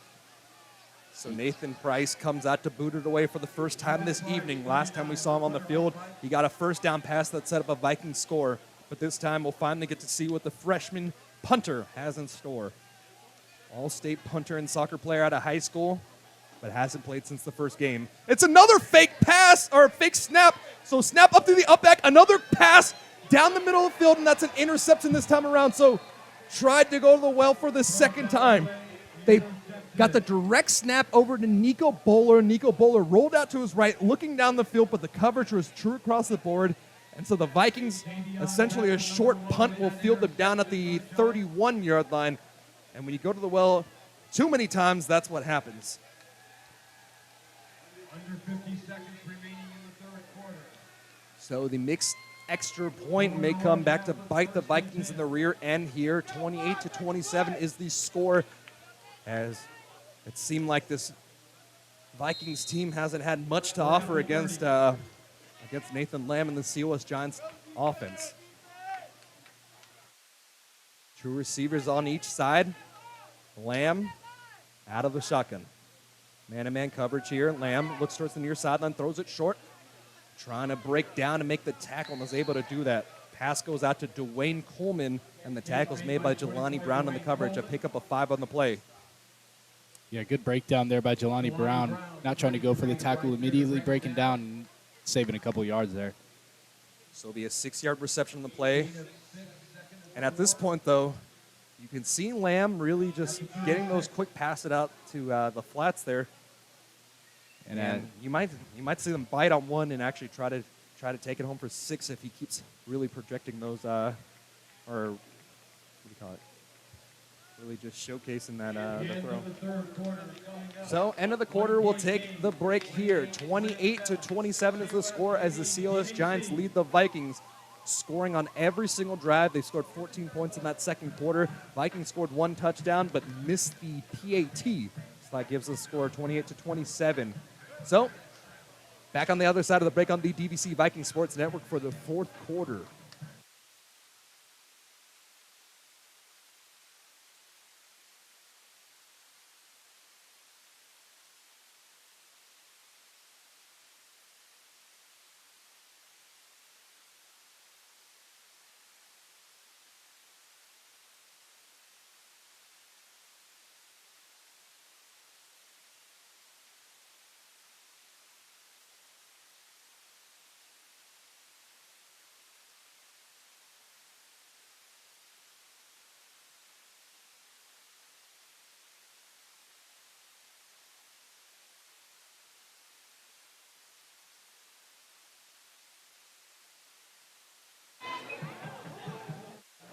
Three brains trying to come up with one word on the break. Predictability. That's the word we settled on here. If you make those passes too predictable into the flats, then maybe one of the defensive backs will be able to read that ball and take it down. Up back off the right side, flipping the sides of the field, so working right to left here. 28-27 is the score with the Giants leading. Handoff, right-hand side. This time he runs right into the body of Ben Rowe. Rowe tackling Danny Oliveira after only a gain of 2, but it'll make it 3rd down and short. 3rd and 2. Great tackle by Ben Rowe, just read the gap. And what we're going to see here from the Giants is mostly a run-heavy, kind of short pass, try to take a lot of time off the clock with the lead going into the fourth quarter. They're going to want this to be the longest drive of the game so far for them. So this is something interesting as well. They haven't showed a single 12 personnel set. So they have 2 tight ends that they love to run, but they've been going 1 tight end, 2 backs, if anything. Just a different game plan against this Vikings team. They'll come on the pistol look with the up back off the right-hand side this time around. Oliveira's in the backfield with Lamb. 3rd down and 2. Vikings stacking the box, trying to jump, but they jumped off sides. A quick pass down the middle of the field, and they'll call that before. Now likely be encroachment on the Vikings as number 50, the offensive lineman, the left guard, Tyler Ball, is going to call that one of the Vikings. Just a little too antsy trying to time those run blitzes.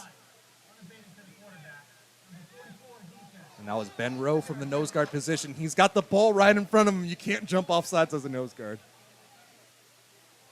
Don't worry, Ben. I learned that mistake the hard way myself. Just get too excited there on 3rd down and start. You're trying to make a play and you can't hold your water. So Ben Rowe makes a good tackle and last time out, and this time moves the chains for COS. So COS on the C of the DVC Vikings midfield logo from the 43-yard line. Trips out to the far-hand side. Lamb out of the shotgun. Lamb Gets the snap back, plenty of time to throw. He's going to step up, runs directly into a DVC Vikings defender, and that was Chip Maynard from his defensive end position. Pardon me, that was Nico Bowler from his linebacker position. Not a sack on the play because Lamb was able to get forward for a gain of 1, but a really nifty pickup, staying home. Nico Bullard shot the gap, saw that he was trying to take off with it, and Chip Maynard came in and finished off the tackle. 42 and 43, adding up for the stop of 1 yard. But when Lamb has to run it, that means the coverage was great across the board. So 2nd down and 9 here. Lamb will come out on the empty set, man-to-man coverage across the board for the Vikings. 2nd down and 9, pressure comes across the middle of the field. It's a quick screen pass and plenty of space in front of him. Breaks one arm tackle at the 40-yard line, crosses the middle of the field, out to the 30, finally taken down by the hip there. And a beautiful screen pass from A.J. Dixon. Tackle down the play by Jelani Brown, but that's a huge pickup on the play. Nice tackle from 23, Jelani Brown. 10-0 Giants.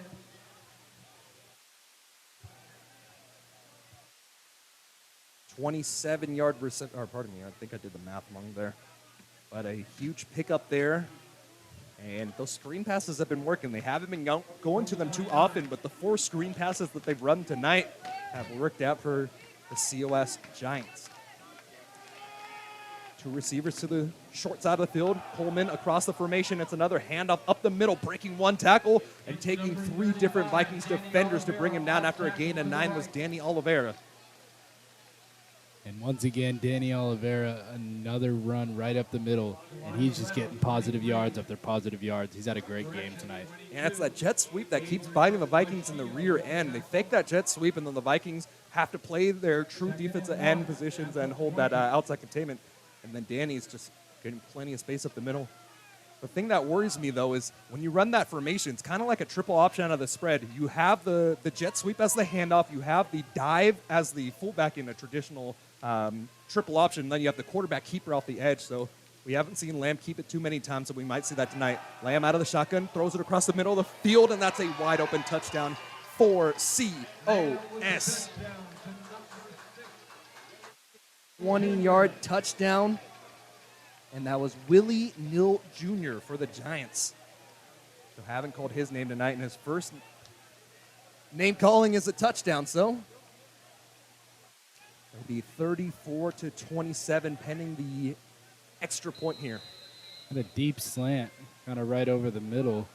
Reason just got lost out there. Yeah, I mean, it was just a slant across the middle, but plenty of time to throw. Just extended that route and then was able to find the end zone. So the Vikings. And they're lining up to go for 2. Yeah. I mean, why not? 7-point game. They throw the go route far side. Diving forward. Is he able to get his feet and bounce? Yes, he is. A beautiful fade route to the back there, and that's William James with the 2-point conversion. So with that, it's a 9-point game.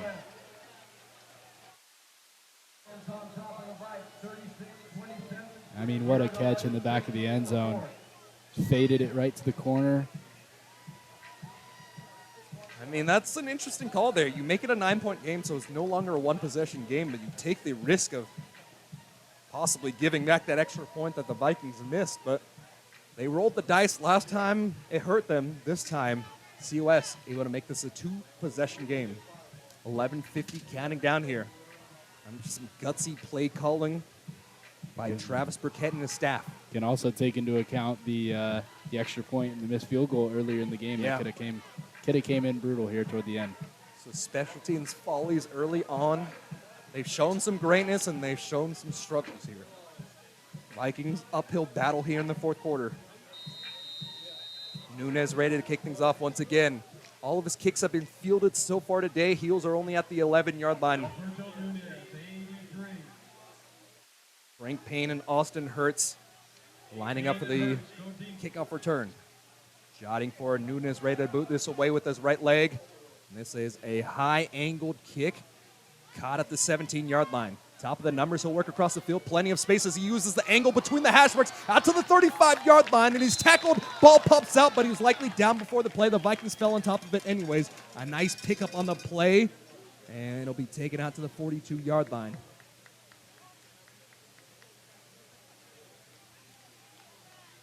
That was Eric Hunter, number 26 on the return. 27-yard return by Hunter. Hunter had the return duties last year, and this is the first time we're seeing him on special teams, and he's able to pick up a nice gain of 27 on the play, moving it out to the 43-yard line.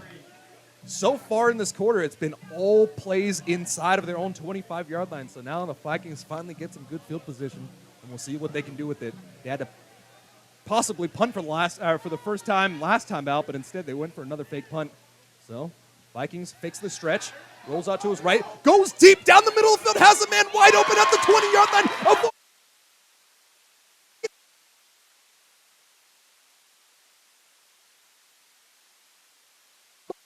Evening, and the 50th section gets the Vikings within 3. What a play deep into the field. Giovanni Gardier gets wide open in the back. And what a throw from Cook to top it off. A one-play drive. Perfect placement on the ball, and on top of that, Gardier was able to catch the ball and avoid the defender immediately, opening up all that space. A 42-yard pass on the play, and then the last 20 yards were all Gardier. Gavin Cribb ready to hold again. And let's see if Ray Valley's able to cross the tee on the PAT. Valley missed the last one out, trying to make this a 2-point game. Snap is off, hold is down, kick is up. This one is through the uprights. So just like that, one play later after the great return by Eric Hunter, and now the Vikings defense comes back on the field. So we'll see. That's a great job from the Vikings to score, but this defense has been on the field a lot, and we might see some fatigue counting in, especially all those injuries that have been piling up on the defense as well. So with that, you can't complain about getting a score, but there is still a battle in front of the Vikings, down 2. 11:33 remaining here. And I don't know. Everybody, all the film, everything was saying, hey, this is going to be a defensive battle. 2 great defenses, 2 physical teams fighting forward. But instead, we haven't seen a single punt tonight. Yeah. We have not seen a single punt tonight. Two punts that have lined up, and Both by of them were DVC, fakes. both of them decided to fake out. But, yeah, definitely not the battle we were expecting here of the offenses tonight. But, yeah, a great game. It's a DVC, a great passing defense, ranked 14 in the state. But, man, Nathan Lamb has gotten some deep balls tonight to change up those numbers. But it's been the running game that's been the issue for the Vikings. Only ranked 35, giving up 127.5 rush yards per game. And they've had a hard time stopping that triple option look out of the spread and stopping those Danny Oliveira dives. So Ray Valley's going to come out to kick it again. All of his kicks except for the first one were squib kick, pooch kick, so we'll see what he elects to do here. Calling for the ball, swings the leg, and this one's going to be a deep kick. Boomed all the way down to the 1-yard line. It's going to be fielded there between the hash marks out to the 15-yard line. Has a block at the 25, and then ran right into a DVC fieldsman, and that's Nico Bowler once again. And I like the end of that play right over there. He tried to strip the ball loose as well. You saw the arm action there. Yeah, great job by Buller trying to rip it right out of his hands. Almost looked like he was close, but... So a 26-yard return from David Alcantar. And now the Vikings need a stop here. They put Nathan Lamb in some bad positions tonight, but in the second half, it's just been the Lamb show. And like we talked about before, defense has been on the field a lot in the second half. Fatigue could come into play on this drive. Bunch out to the near side of the field, and they're going to set a wide receiver out there as well. They motion the receiver across the formation, roll out to his right, and it's another screen, the same screen that they scored on last time, or they set up the score last time. And now it'll be a pickup of 8 on the play. Jaden Price on the tackle. And I didn't get a number on that reception there, did you? I believe that was A.J. Dixon. Dixon's had a great night himself. Had a few big passes, and I believe he had a touchdown as well. No life stats, so we'll get you some stats at the end of the game likely, though.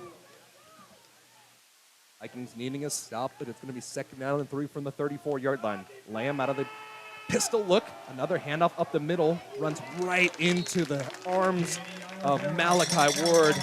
Malachi Ward stonewalled him for only a gain of 1 on the play. That was Oliver there.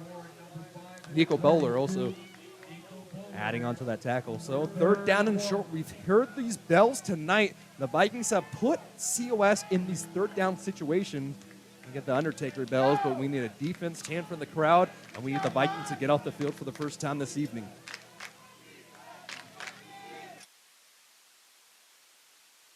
The power eye look, last time we've seen this, Nathan Lamb went for a quarterback sneak.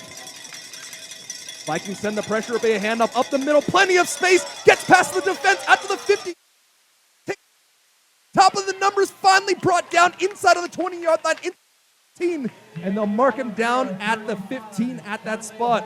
A huge pickup. The Vikings sold out on the run blitz, and that's Danny Oliveira ripping a huge tackle there, and of course, it's Malachi Ward on the tackle. Yeah, I just right off the gut, just takes it right to the outside, to the right side of the field, and just a full head of steam. Nobody back. Malachi Ward able to run from behind and make the stop. Yeah, the speed of Malachi Ward is underrated for sure. On the lineup in a pistol set with an up back off the right hip of Nathan Lamb, so a 2-back pistol look here. Oh, and a jump off sides from the defensive end, or from the tight end rather. So they had Jake Tarwater, lined up at the tight end. They had Valencia in the backfield. Now be a 5-yard penalty.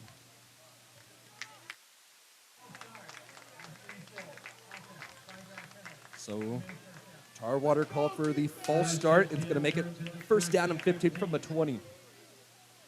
It is a 3-point game, or pardon me, it's a 2-point game here, 36-24. And the Vikings really trying to do everything to get the stop here.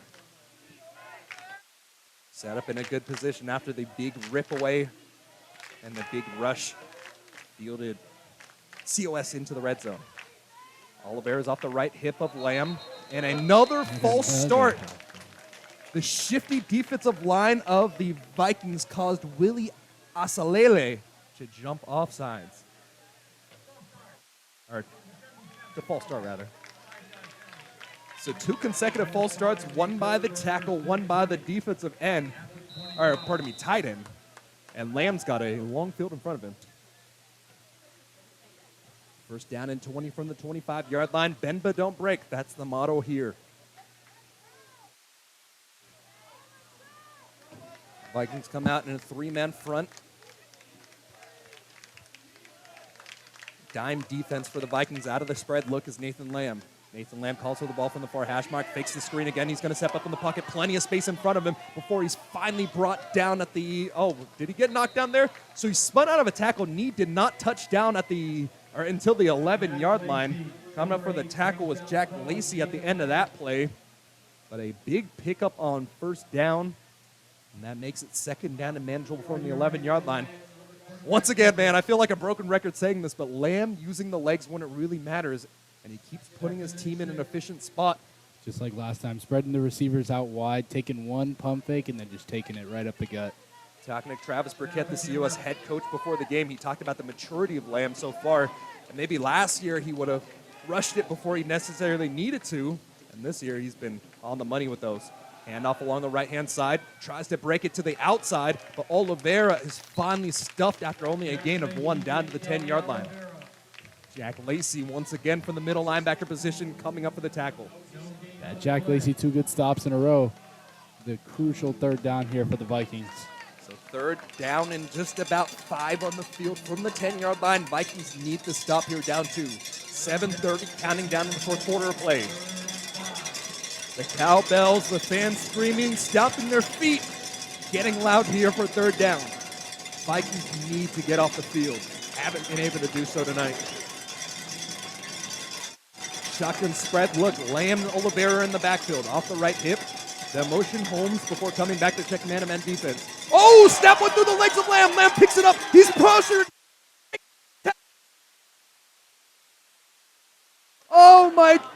another low snap. That has been the fault of COS all night long. Lamb able to pick it up, use his athleticism to continue to scan down the field, break one tackle. He threw it up for grabs. That almost was the second interception of the evening, but now they'll send out the PAT unit likely, or the kicking unit. No, Lamb comes out again, so the Vikings weren't able to seal it with the interception there. Instead, it'll be 4th down and 5. A late substitution for the Vikings as they bring in another linebacker. Shotgun spread once again, bunch out to the near side of the field. They're going to motion the wide receiver, or the running back into the flats as well. Pressure comes, Lamb fires, back of the end zone, tipped up. In the hands of the receiver, but Reason did not give up on the ball. He punched it out of the hands of Jake Tarwater, and the Vikings get off the field, finally getting a stop here on 4th down. What a read by Rashid Reason. Wasn't the primary defender on that play, saw the ball coming from the area and just went right behind and smacked it out of bounds. Oh, that's what I love to see, fighting until the ball is secured. I mean, it doesn't matter if you catch it. If you don't complete the catch, it doesn't matter. And now the Vikings, man, their offense has been firing all night long, and with 6:56 counting down, to have a full field in front of them to work from the 10-yard line. Yeah, full field in front of them, 7 minutes to go, and 3 timeouts is also the crucial thing for this drive. Man, let's see a lot of rushing game possibly. Haven't seen too many rushes tonight. Fakes the screen pass, throws it out in the flats, lowers the shoulder, and Nassim Chim is tackled behind the line of scrimmage. A big loss in the play. He'll be brought down for a loss of 4. Michael Wessel making the tackle. So that's not how the doctor called it to start off that drive. 2nd down and long after the loss of 4. Yeah, Wessel read that one perfectly, just shot the gap and was able to meet Chin about right where he caught the ball. Maybe got a yard or 2. They faked the running back screen on the other side and then dropped it off on the pass into the flats. Taking Alonzo off the field, a late sub. Trips out to the near side of the field. Out of the shotgun is Jordan Cook once again. Cook gets the snap. It's a chest-high snap. He's going to throw it. Go route into double coverage. Coming back for the ball. And no call on the play. Mikel Ely finally getting a shot down the field. He had double coverage and an opportunity at the ball. And the Vikings fans wanted a PI, but the coverage was true from Xavier Battle. Yeah, I'm not sure if Mikel Ely was really ready for that ball yet. Kind of right when he turned his head, it was already right there. It's too late. So now the Vikings defense got the job done on 4th down at the 10-yard line, but the offense has done nothing but lose 4 here. 3rd down and 14 from the 11-yard line. Vikings got the magic all night long. Let's see if they can do it again. Plenty of time to throw. Rolls out to his left, points down the field saying, hey, go, go, go. Instead, throws it right at the sticks, and it's caught. Oh, Mikel Ely dropped the ball last time out. This time around, or had the ball thrown a little too early before he was ready, but this time around, caught the ball right at the sticks and then was dropped down at the 27-yard line. A huge pickup. And talk about composure from Jordan Cook. Didn't like what he saw initially, scrambled out the pocket, commanded Ely to that spot, and Ely, with the heads-up play, was able to pick up the 1st down and more. Yeah, that's just great communication between Cook and Ely. Just tells him exactly where to go. He saw the middle of the field wide open, told him to cut inside, was able to get it for the 1st down. Great play. From the 28-yard line, a timeout would be called by COS, so only 1 timeout remaining. So 36-34 is our score here. 2-point conversion from the Giants and a missed PAT from the Vikings. And that leads us to the point where we are 5:25 remaining in this 4th quarter play. Back on the other side of the break on the DVC Vikings Sports Network.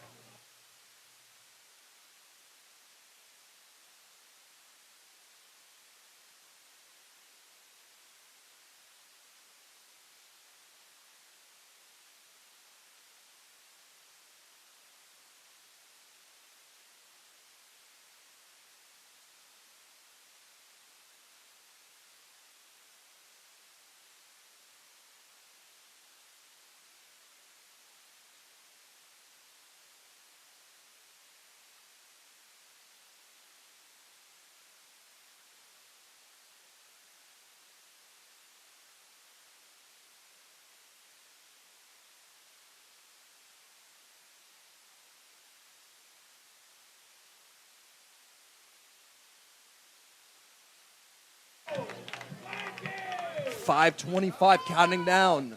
36 Giants, 34 Vikings. Vikings have the ball after converting a third down and long from the 28-yard line. It'll be 1st and 10. Shotgun snap again from Jordan Cook. Cook, plenty of time to throw. He's going to throw it near sideline. It's snagged along the... Oben brought it in at the 48-yard line, and that's a pickup of 22 on the play. What a throw again by Jordan Cook. Very confident in the pocket, just throws a strike right to the sideline to Hoban, and that connection has been on all night long. He throws that ball with such confidence, floated it into the only spot he could have put it in, that zone defense, and Cook is cooking. And the good thing about that one is it keeps the clock rolling as he was hit out of bounds. Shotgun spread once again from the near hash mark 48-yard line. COS lining up in a 3-2 front. Nickel defense, and Cook's been cooking it up. Cook looking for the quick pass instead, throws back shoulder over the top. Hoban tried to use all 6 foot of his frame to jump over the defender, but a good job on the play by Michael Wessel, able to knock that ball away. And I like that throw. Catch it once, why not go right back to him? Puts it in a spot where only he could get it, try to get it right over his head, but just happened to hit the helmet. So Hoban will get a well-deserved rest here as they bring Eric Hunter into the backfield.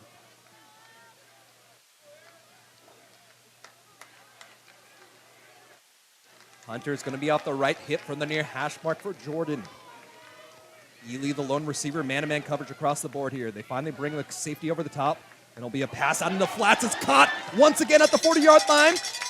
And the fancy footwork using the ladder drills along the near sideline, and it's a pickup of 16 on the play. Eric Hunter, man, hasn't gotten too many attempts rushing the ball tonight, but out of the backfield in the passing game, he's been a weapon. He has been electric out of the backfield. The receiving game is a big part for him.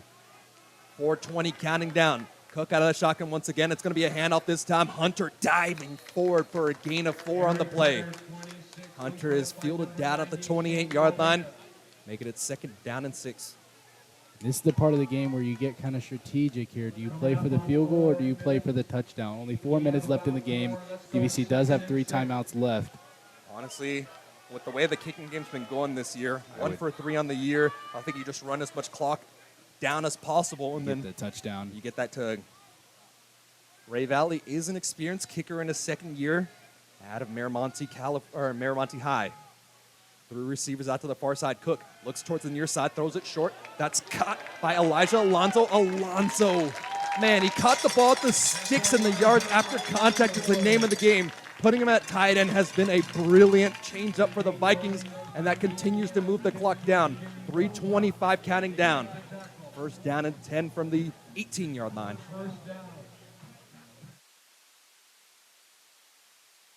COS only has 1 timeout left, so the Vikings are in short field position here, and COS can only stop it 1 more time, so we'll see a lot of clock being burned here. 2-point lead for the Giants, coming in ranked 11th. Vikings trying to extend the winning streak to 2, ranked 21. Bunch formation to the near side of the field. Jordan Cook's out there. He's going to look for a pass again. Rolls out to his left, pressured. He's going to roll out once again. Loose with the ball, but ends up falling down at the 25-yard line. Loses 7 on the play, and the pressure from Lewis Bell finally got there. But hey, the clock is still continuing to run. Ooh, but it looks like Cook's something fell off, maybe something off his wristband. He hands it over to Joey Aguilar on the near sideline. But the Vikings facing a 2nd down and 15, or pardon me, a 2nd down and 17 after that play. Clock continues to run down. 2:15 counting down here in this 4th quarter of play. Vikings trail by 2. Bunch formation to the near side. Hunter's in the backfield. Cook with the belt high snap. Plenty of time to throw. He's going to go for it all. Back of the...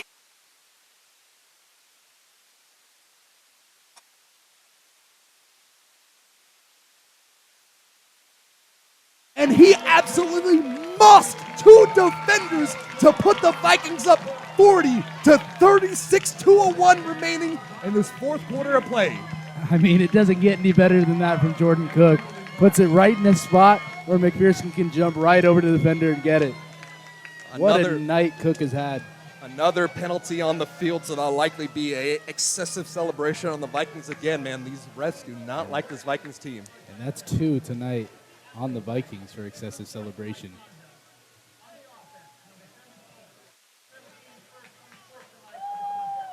Cook took a shot on that one and still delivered it right into the perfect position for McPherson. I don't know who the quarterback is going to be for the remainder of the year because Joey is definitely touted as one of the better quarterbacks in this in the JC circuit. He's got Power 5 attention for a reason, but I really don't know if you could take Jordan Cook off the field when Joey's back in action. Ray Valley out here to kick the PAT. Missed one this evening. Snap is off, hold is down, kick is up. Oh, I think he missed this one again. So, second missed PAT, and I think our kicker's got the yips here. 2:01 remaining, but hey, fortunately, it is a 4-point game, so a field goal will not be enough. Yeah, it will not be enough to tie it up, so that might be extracurricular at the end of the day, but the Vikings, 2 stops this evening. One of them was on a low snap that ended up leading to a interception by Nathan Lamb. The second one was a low snap that went through the legs of Nathan Lamb, and then Lamb threw up a prayer there, but the Vikings were able to get a stop on 4th down, flipping the sides of the field, setting up that drive to put the Vikings up 40-36. And a big thing for the Giants here, they have 1 timeout and no 2-minute warning here in junior college football, so they're going to have to make a big drive out of this 2 minutes. In college football in general, but unfortunately that penalty is going to push them all the way back as well, so Ray Valley's going to need to put as much as he can on this kick. Oh, terrible position to be in for the Vikings, but you have the lead. And your defense actually got a good amount of time to rest there. Yeah, they've been on the field a lot in the second half. Finally got a good rest. Should be ready to go here back on the field. Man, this game has been everything and more tonight. What a game. What a great game.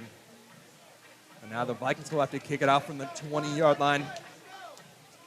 We're going to need all the leg possible, or the Vikings are going to need all the leg possible, rather, for Ray Valley.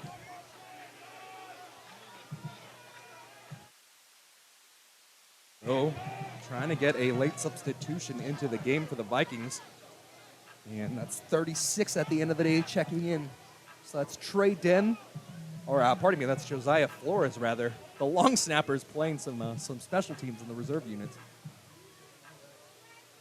Well, I believe that's David Alcantar. Heels are on the 20-yard line as he's ready to field this one away. And this is like old school football before they move the kickoff forward. Kicking from the 20-yard line. He's going to need to get all of this one. Yeah, he's going to need to put all 5'9", 170 of his frame into this one. Alcantar heels at the 41-yard line. Booted far away. This one will be fielded inside of the 20-yard line between the hash marks. Top of the hash mark from the 30. Breaks one tackle at the 35-yard line. Runs into the back of his defender here. But the coverage finally brings him down at the 41-yard line. 7 seconds off the clock on the return as well. And a pickup of 21 on the play by Alcantar. So, 59 yards in front of you. Aside from the last 2 snaps, Nathan Lamb has looked perfect this evening. Or the 2 low snaps, rather. Nathan Lamb's been looking perfect this evening, but only 1 time in your pocket, 1:53 left. This is going to be the 2-minute drill of all 2-minute drills for COS. Game on the line. Vikings leading by 4 here on Alumni Night. First and 10 from the 30 or from the 41-yard line. It's going to be a pistol look for Nathan Lamb. He motions Valencia off the right side of the offensive line. It's a 3-step drop, stepped up in the pocket. He's going to go for it. Oh, right away, thrown in front of his wide receiver, rather. Great coverage across the board by Adrian Machia. Yeah, Adrian Machia had the inside on him. Tried to force him out of bounds, and he did. And Great coverage. We talk about this. It's using the sideline as the extra defender, and he did that to perfection there. 2nd out and 10. 3 seconds or 4 seconds off the clock there. 1 minute 49 remaining. Crowd getting loud. Joey Aguilar cheering them on as well. 2nd out and 10. Lamb comes out in the spread set. He motions Holmes across the formation. It's going to be tripped out to the far side. Oliveira's in the backfield. Lamb taking a 3-step drop. Plenty of time. Pressure comes at the end, though, and he's taking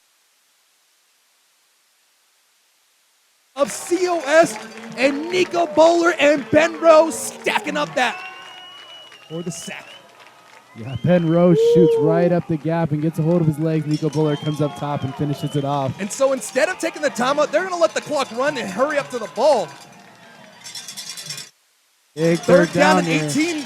They've been doing so well because they've been able to have that balanced offense with the rushing and the passing. But in this situation, Nathan Lamb's had to pass it all. Snap is off. Lamb handles it. 3 receivers out the near side. He goes for the go route down the middle, or far sideline. Goes in, catches the ball. Did he bring it in? Oh, and they say he brought it in at the 28-yard line. What a beautiful go route as the receiver who made is down on the field. That's William James. He sets his team up for a huge possession, but he's laboring on that far sideline. It's offsides of the field, so I don't know if they're going to stop the play here. He got out of bounds with 1 minute left. Vikings still have 3 timeouts if they need to make some magic happen on the other side, but the defense is trying to get it done. So really hurt on the other side of the field, but a terrific pitch and toss from Nathan Lamb to William James. All right, we got a heck of a catch here, and we got 1 minute and 2 seconds left from the 30-yard line. A field goal does not tie the game as it's 36-40. We'll take a break with the injury on the far sideline here on the DVC Viking Sports Network.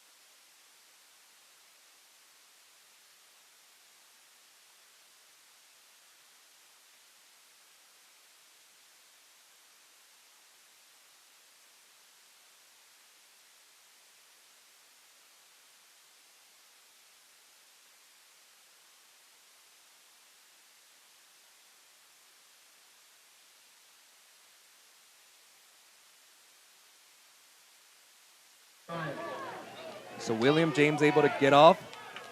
Lower leg injury. We're glad to see him be able to get up with some assistance, but he was able to get up there. So Nathan Lamb, 1 minute and 2 seconds left, timing on the field. And it's going to be an offsides. Jumping offsides with the slot receiver on the far side. We'll try to get a number there.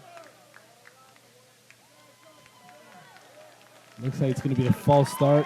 Pardon me, a false start, not offsides. Offsides on the defense. So I think that was, I don't know who. It was the slot receiver on the far side that was called for that. So it's going to be first down and 15 from the 35-yard line. 1:02 remaining here in this fourth quarter. Electric game, 40-36. Vikings leading the number 11 COS. Out of the shotgun, Lamb is there. Pressure comes, cut blocking across the middle of the field. Lamb stepping up. He's going to roll out, spins out of one tackle, breaks another one, throws the ball. And they'll say it's a forward pass, so he stops the clock on the play with 53 seconds left. I don't like that call there. It looked like it went backward. Yeah, exactly. That ball looked like it should have gone backwards on a lateral, which would have been a fumble. Out of 2 minutes, the person who fumbles the ball is the only one to be able to pick it up there. So that ball should be spotted dead at the 41-yard line. But the officials give COS a breath of life here. Tough call. Tough call. Vikings up 40-36. Fans are getting loud here on Alumni Night. Vikings trying to upset their second team in a row. Man-to-man coverage. Or no, prevent defense rather here. Lamb, plenty of time to throw. He's going to throw it short. Caught by the tight end. Out to the 25-yard line before he's tackled down at the 22. And they have no timeouts here. They got to go, go, go. They need to go here, and it's going to be a third down and short. Third down and 2 officially at the end of the play here. Lamb's out of the shotgun once again. 33 seconds counting down. calling for the ball, 31-30. Lamb gets it, looks towards the far sideline. Pressure starting to eat him up, rolls out to his left. Lamb throws at the last possible second. Oh, was that one caught? Let's see. Yes, they say he brought it in. A prayer thrown to the front of the. Anthony Valencia, man, what a tight end, and that is heartbreaking for the Vikings. 21 seconds on the clock, 2-point lead pending the PAT as well. I'm not so sure about that one. It looked like it hit the ground first, but no review. Near side receiver, the Lions judge said he caught it, and we don't have replay No here, review so here. no review in junior college. So COS impractically drives down the field. Trying to get the PAT to make it a 3-point game. That's Kawamoto. And Kawamoto able to make it 3. So, hey, we've seen stranger things this year. It's a 43-40 game, 21 seconds left. Vikings have 3 timeouts. The deep ball has been working all night long. The game ain't over. You could take a deep shot here. You never know with how Cook has been playing all game. So, drama all night long. Oh my goodness, both these offenses have been on one.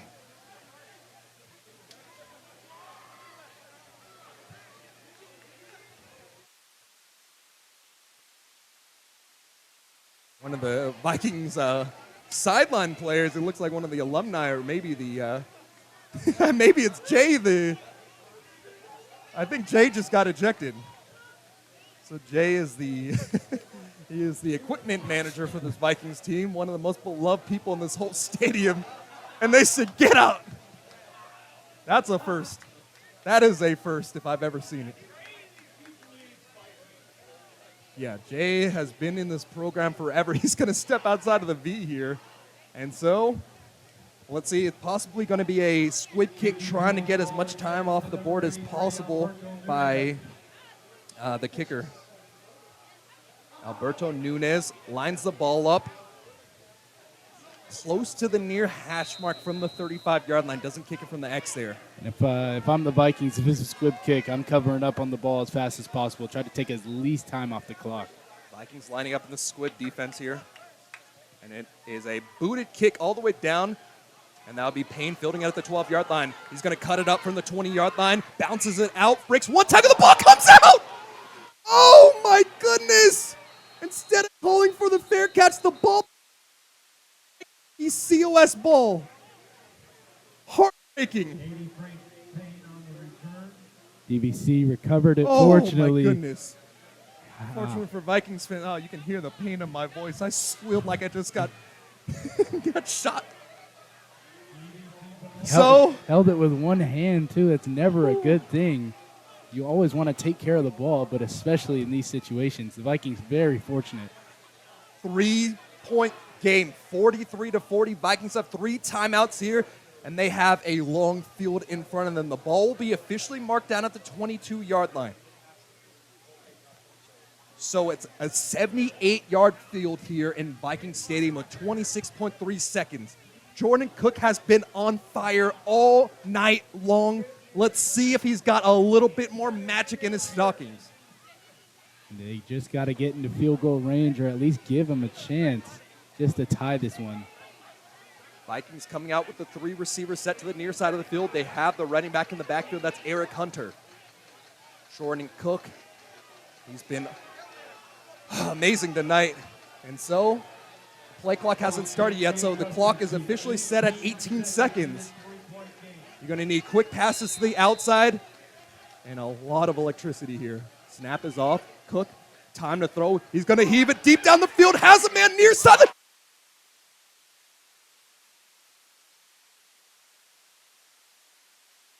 Here in the timeout is called immediately as the catch is made. Ball thrown into double coverage. And Mikael Ely. Oh my goodness. What a throw by Jordan Cook. Puts it right in the spot again for Mikael Ely to jump up and just go ahead and get it. What a catch. Oh my goodness. I'm going to have a heart attack in this booth tonight. 43-yard catch by Mikael Ely. That ball was perfectly placed along the sideline. And Jordan Cook, man, this guy has all the confidence in the world. 10.3 seconds left. This is an interesting thing to note as well. If the clock stopped within 0.3 seconds or within a fractional second, the game is stopped. You cannot stop with fractional seconds in junior college football. So that's something that I learned a couple years back, and that's something that the Vikings have to factor in. I don't know what words to use. Tremendous, amazing, astounding, colossal, enormous, exceptional, fantastic, massive. Oh, everything you can think of personifies this game tonight. Just an amazing, all well-rounded game tonight. Massive, monumental, terrific. Every single word I can think of, man. Break out the dictionary. I'm going to need more. Trips out to the near side, out of the shotgun set. Vikings still have 2 timeouts, 10.3 seconds remaining. Cook takes the snap, takes the 3-step drop. Pressure comes, he throws it. It's caught at the 25-yard line. So, do you go with another quick pass on the sideline here to try to set up your kicker and force overtime? Or do you go for a shot here? What do? Your kicker's extra points so far this game. It looks like he might have the yips. Do you trust your kicker? He's a sophomore. He has kicked game winners in the past. What do? And DVC is actually their starting kicker with their helmet off. It looks like they're bringing in the backup after 2 missed extra points and a field goal. The kicking unit is coming on with the backup coming out. That's Nathan Price, the punter. So Price? Oh, talk about this. So Price, this is his first game back. Price injured his foot after a tremendous punting game against Fresno City College, and now with the game on the line, they're taking out Ray Valley, and they're putting Price in to knock this one down. So it's a 38-yard field goal attempt from the backup kicker. The starting kicker's got the yips, and 4.4 seconds left. The Vikings are trying to take this to overtime. Long snapper, Josiah Flores, holder, Gavin Cribb. Nathan Price, ball is down, it's booted, it's going, it's got the leg! And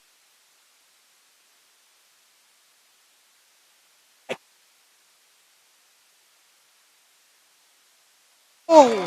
What a gutsy call by the Vikings to bring in the punter for the kick. And he ties it up. How many times do you think he practices kicks and is? I know at the junior college level, a lot of the times you kick and you punt, but what cojones Nathan Price has under him? Oh! I believe because there are 0.4 seconds left, this should just take it to overtime. Magnanimous, here's another great word to call this game. Bring me the thesaurus.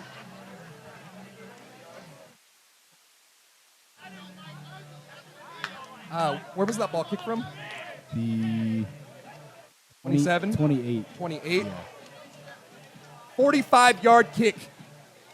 You bring up the backup, and he boots it 45 yards for the touchdown. So Dar is talking to the officials here, and it should go to overtime with this. There's no fractional seconds here in junior college football. The clock should run down, and that should take us to overtime.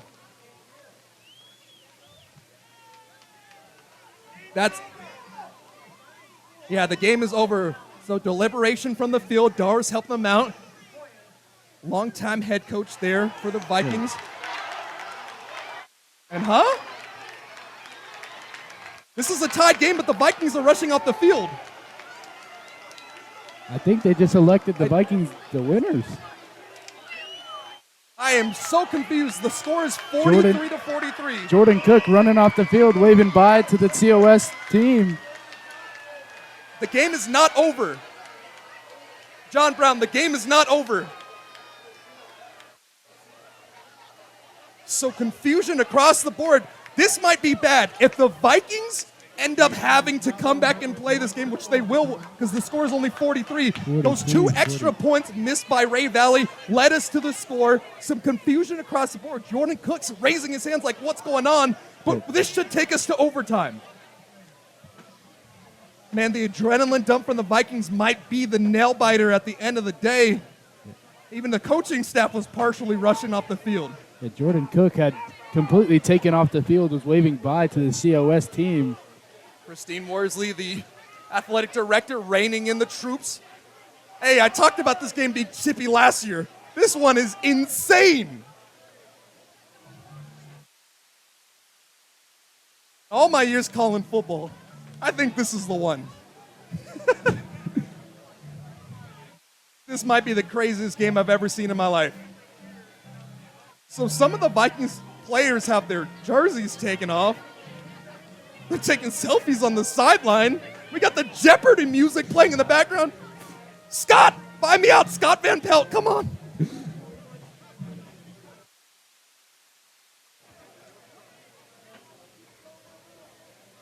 All right, we're going to take a break here on the field as we work this out. We should be going to overtime, so the captain should be coming out, flipping the coin. But until this is worked out, we'll take a break here on the DVC Viking Sports Network. Overtime football on Alumni Night. The number 21 ranked Vikings trying to knock off the number 11th ranked COS Giants.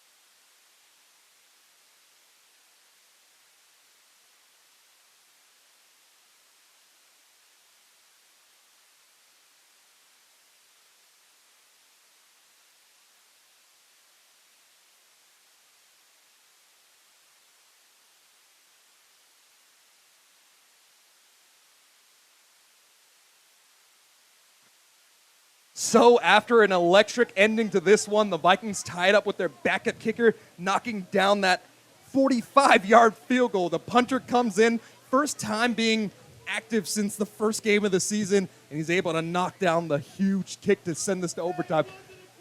Thing you got to worry about there, the Vikings thought they won that game on the kick. They were running up the field. Jordan Cook had his hands up in the air, celebrating like he just doesn't care. So, I mean, I'm worried that the Vikings might have just used too much energy and really let that adrenaline dump hit. Yeah, that was a weird ending to that fourth quarter. I'd never seen something like that one before. Yeah, call me a first as well. So the captains are at the middle of the field, and we're going to go to overtime. So overtime rules in college football the same as the NCAA level. It's going to be a sudden death. Both teams are going to have an opportunity here. So the strategy for the Vikings, if they win the toss, you want to play defense first. You want to know what you got to do. If they kick the field goal, you can kick the field goal, send it to second overtime. But if you score a touchdown or they score a touchdown, you need to score a touchdown to advance or win it as well. So we'll see. In a night full of, I mean, we haven't seen a single punt. That says everything. We got a 43-43 game going into overtime, and we haven't seen a single punt. 86 total points combined in this one. That is something we did not expect at all coming into this game. So I wasn't able to, looking at my broadcast partner, Caleb, I wasn't able to see what the call in the field is. So Malachi Ward jots off the field alongside Seeley. the center of this game. Seeley's played every single position. He's played left guard, center, right guard. I'm pretty sure he's even played some tackles, so that's why he's earned his spot as a captain here. Cook has got the helmet on. It looks like DVC Vikings is going go, to get the ball first here to start. But on a night where no team has stopped the other, let's see what we've got in store here. I believe we got a barn burner. One defense is going to have to pull out a stop here. So, famous for one of the greatest overtime games ever was the offensive coordinator Drew Anderson, the 6 overtime game between Buffalo and Western Michigan, and now some overtime experience for the first time this season for the Vikings.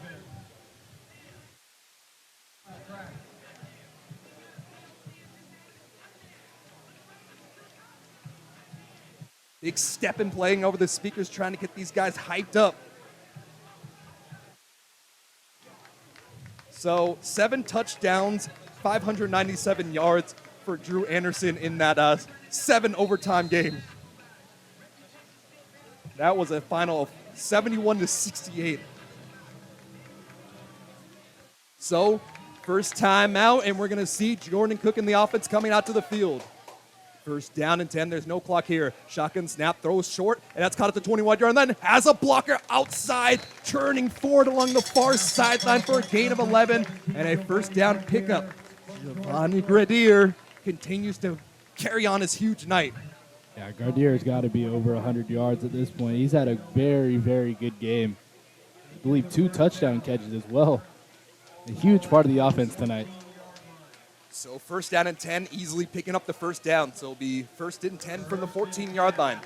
Cook is going to come out in a full backfield. We haven't seen this look tonight. Last time we saw it, it was a trick play. Eric Hunter, Gavin Cribb in the backfield. They'll fake the handoff, they'll throw it, and it's caught into the flats, out to the 5-yard line, taken down at the 6. Another big pickup by Hunter, setting up a second down, and let's see if they move the chains. I think it's going to be a second down and 1 from the 6-yard line. Yeah, I like the fake handoff look to Cribb. Do you see that, though? I think they tried to pull that Statue of Liberty. They faked the handoff, pulled the fake Statue of Liberty, and then threw it out to the flats. Yeah, in the flats. Eric Hunter, only a couple carries tonight, but the passes in the backfield, he's been setting the Vikings up in money position all night long. Yeah, he's the definition of the elusive back for the Vikings. He very good in the receiving game tonight. Gradier and Alonzo check into the game, so Alonzo working that matchup from the pseudo tight end position. Handoff, Gavin Cribb, plenty of space, left side of the line, breaks out of 1 tackle, and Cribb! Vikings lose the toss, and another penalty! Oh! They've been calling excessive celebration the Vikings. Man, the Vikings get the score, but COS is going to have a hell of a starting field position on the other side of the overtime. I mean, 2 already called on you tonight. A third one is just going to be absolutely costly. 6-yard touchdown, Cribb to the Cribb. Rushing touchdown, broke a tackle in the backfield, got into the end zone. So now let's see what they elect to do. So this is interesting. I believe they're going to actually put this on the PAT. So I've never seen this, to be honest, so I can't really tell you. But with the kicking situation, the way that it's been, putting this on the PAT, forcing them to get the stop. I mean, no team has been stopped tonight. It's going to be interesting what they decide to do. Yeah, if COS has an option to enforce it on the next drive or the PAT, with the kicking situation at DVC, you put it on the PAT with the punter how he's kicking right now. So, kind of a run-up in that second half. So 14 straight points from COS to start it out. And the Vikings come back, they answer, but they miss the extra point. On the other side, COS ends up going on there. They score the touchdown. They get the 2-point conversion. And the Vikings trailing from behind. So the Vikings fight back. They score a quick touchdown. And with 30-something seconds left on the clock, they send out their kicker after setting him up for a 45 field goal attempt. And the punter comes out, is able to knock it in. So now for the second time this evening, through the uprights. And the punter, Nathan Price, doubling duty tonight after the original kicker got the yips. And the Vikings scoring first in this overtime period. They need a stop on defense, but a penalty will be enforced, giving COS a tremendous starting point in this overtime period. 50-43 after one half of overtime. If the Vikings are able to get a stop, they'll get the win. If COS gets the stop, we've seen them have their own issues in the kicking game. We had a offsides penalty on the Vikings that was originally a bobbled snap from their holder. So this one's going to start at the 13-yard line, it looks like. So half the distance to the goal in this situation. Yeah, about 12 and a half. So half the distance going to put him only 12 yards in 4 plays. So, of course, the running back in the backfield will be Daniel Rivera. He's had a lot of success. They'll line up in the power I set. Nathan Lamb under center, power I set. The fullback is Anthony Valencia. Snap is off. It's a handoff, power along the right-hand side. Trying to get anything forward, but Malachi Ward and company stop him for only 2 out to the 11. And they're going to need to do that a couple times, I feel like, on this one, as they're going to try to pound the ball with Danny Oliveira right up the middle. It's one of these things, though, where if you're COS, you've had a lot of success running the ball off misdirection.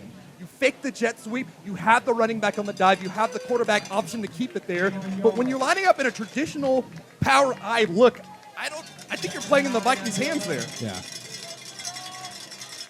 So tighten up the left side, out of the shotgun, Nathan Lamb will line up Danny Oliveira off the right hip, 2 receivers to the near side. Vikings hold their water as they almost jump offside. It's going to be another handoff up the middle. Danny Oliveira down at the 6.5, let's call it the 6-yard line. So it's going to be 3rd down and short from here. And you know it's 4-down territory. You need to score a touchdown here.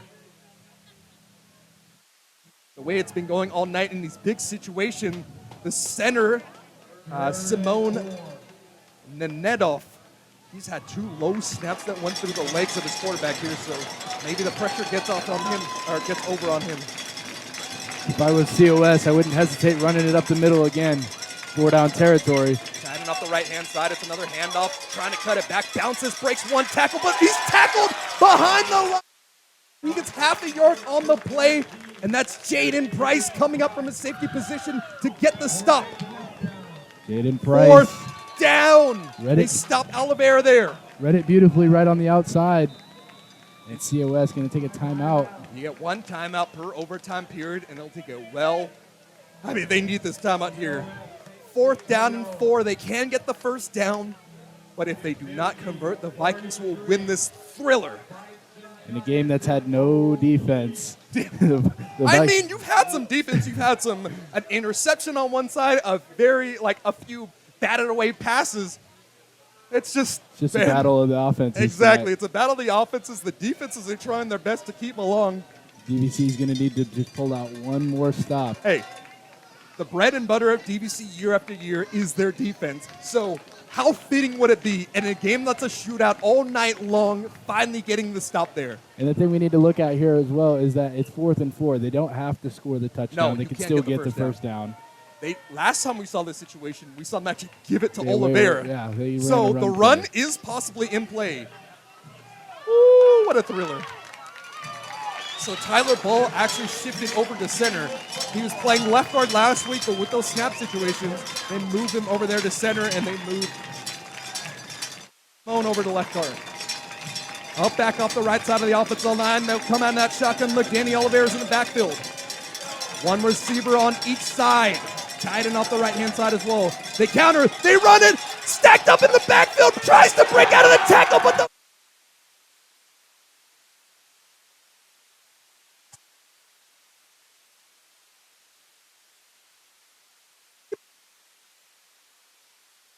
the Brown shoots the gap and seals the deal for the Vikings. What a game.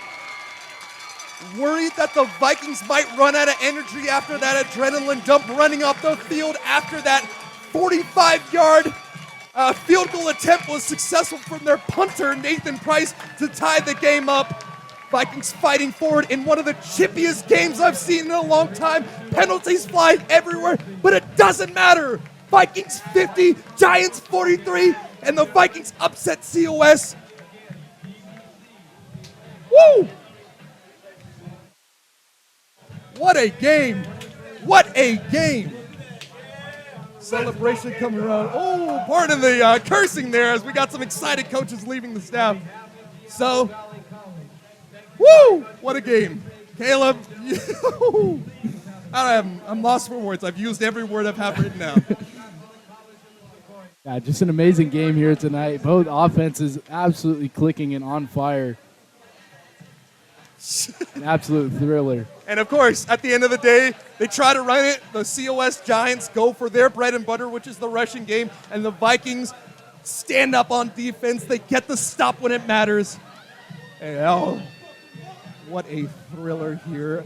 Viking Stadium. Hey, it's alumni night. Alumni, including myself, we're going to go have some fun after this one, too.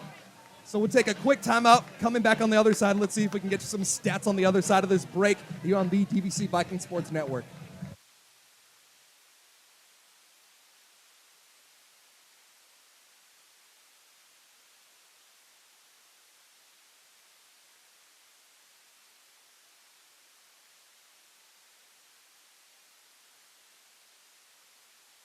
So no stats on the evening. We're going to have to go to the 3C2A website after the night. But, man, Jordan Cook, everybody across the board for the Vikings. I mean, Elijah Alonso, talk about him. They moved it to tight end from wide receiver. He abused every matchup with the linebackers tonight.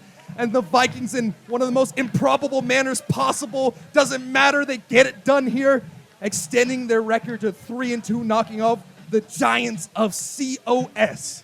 Yeah, when the Vikings needed to get it done at the end of the game, they got it done. And big players tonight like Alonzo in Washington and Hoban on the offense all stepped up. And you can't say enough about Jordan Cook's performance. I mean, absolutely unbelievable here tonight. He was making clutch throw after clutch throw, and he was just locked in tonight. So they made every single alumni on the field proud, and myself included. Giants get the win 50-43 in one of the craziest games you'll ever see. A lot of momentum building forward for this DVC team as they go into their bye week. Next week, we'll be back in a couple of weeks against one of the best teams in the state, as the Vikings will host the College of San Mateo Bulldogs on October 21st, So if they can carry this momentum forward, the Vikings are definitely in a running in the Big 8 Conference. So for myself, for Nico Jennings, our camera operator, thank you so much for coming out here and doing it tonight. Abel Algano, read his article. That article is going to be fire. He writes the articles in the post-game write-up after the game. And for my color commentator, Caleb Krenok. Woo, this has been a brilliant game. I've used every word possible. We're going to sign this one off. Oh, thank you to Dylan Guilford for coming out, one of my former teammates doing the halftime interview. Electric. 50-43 final score. Vikings win.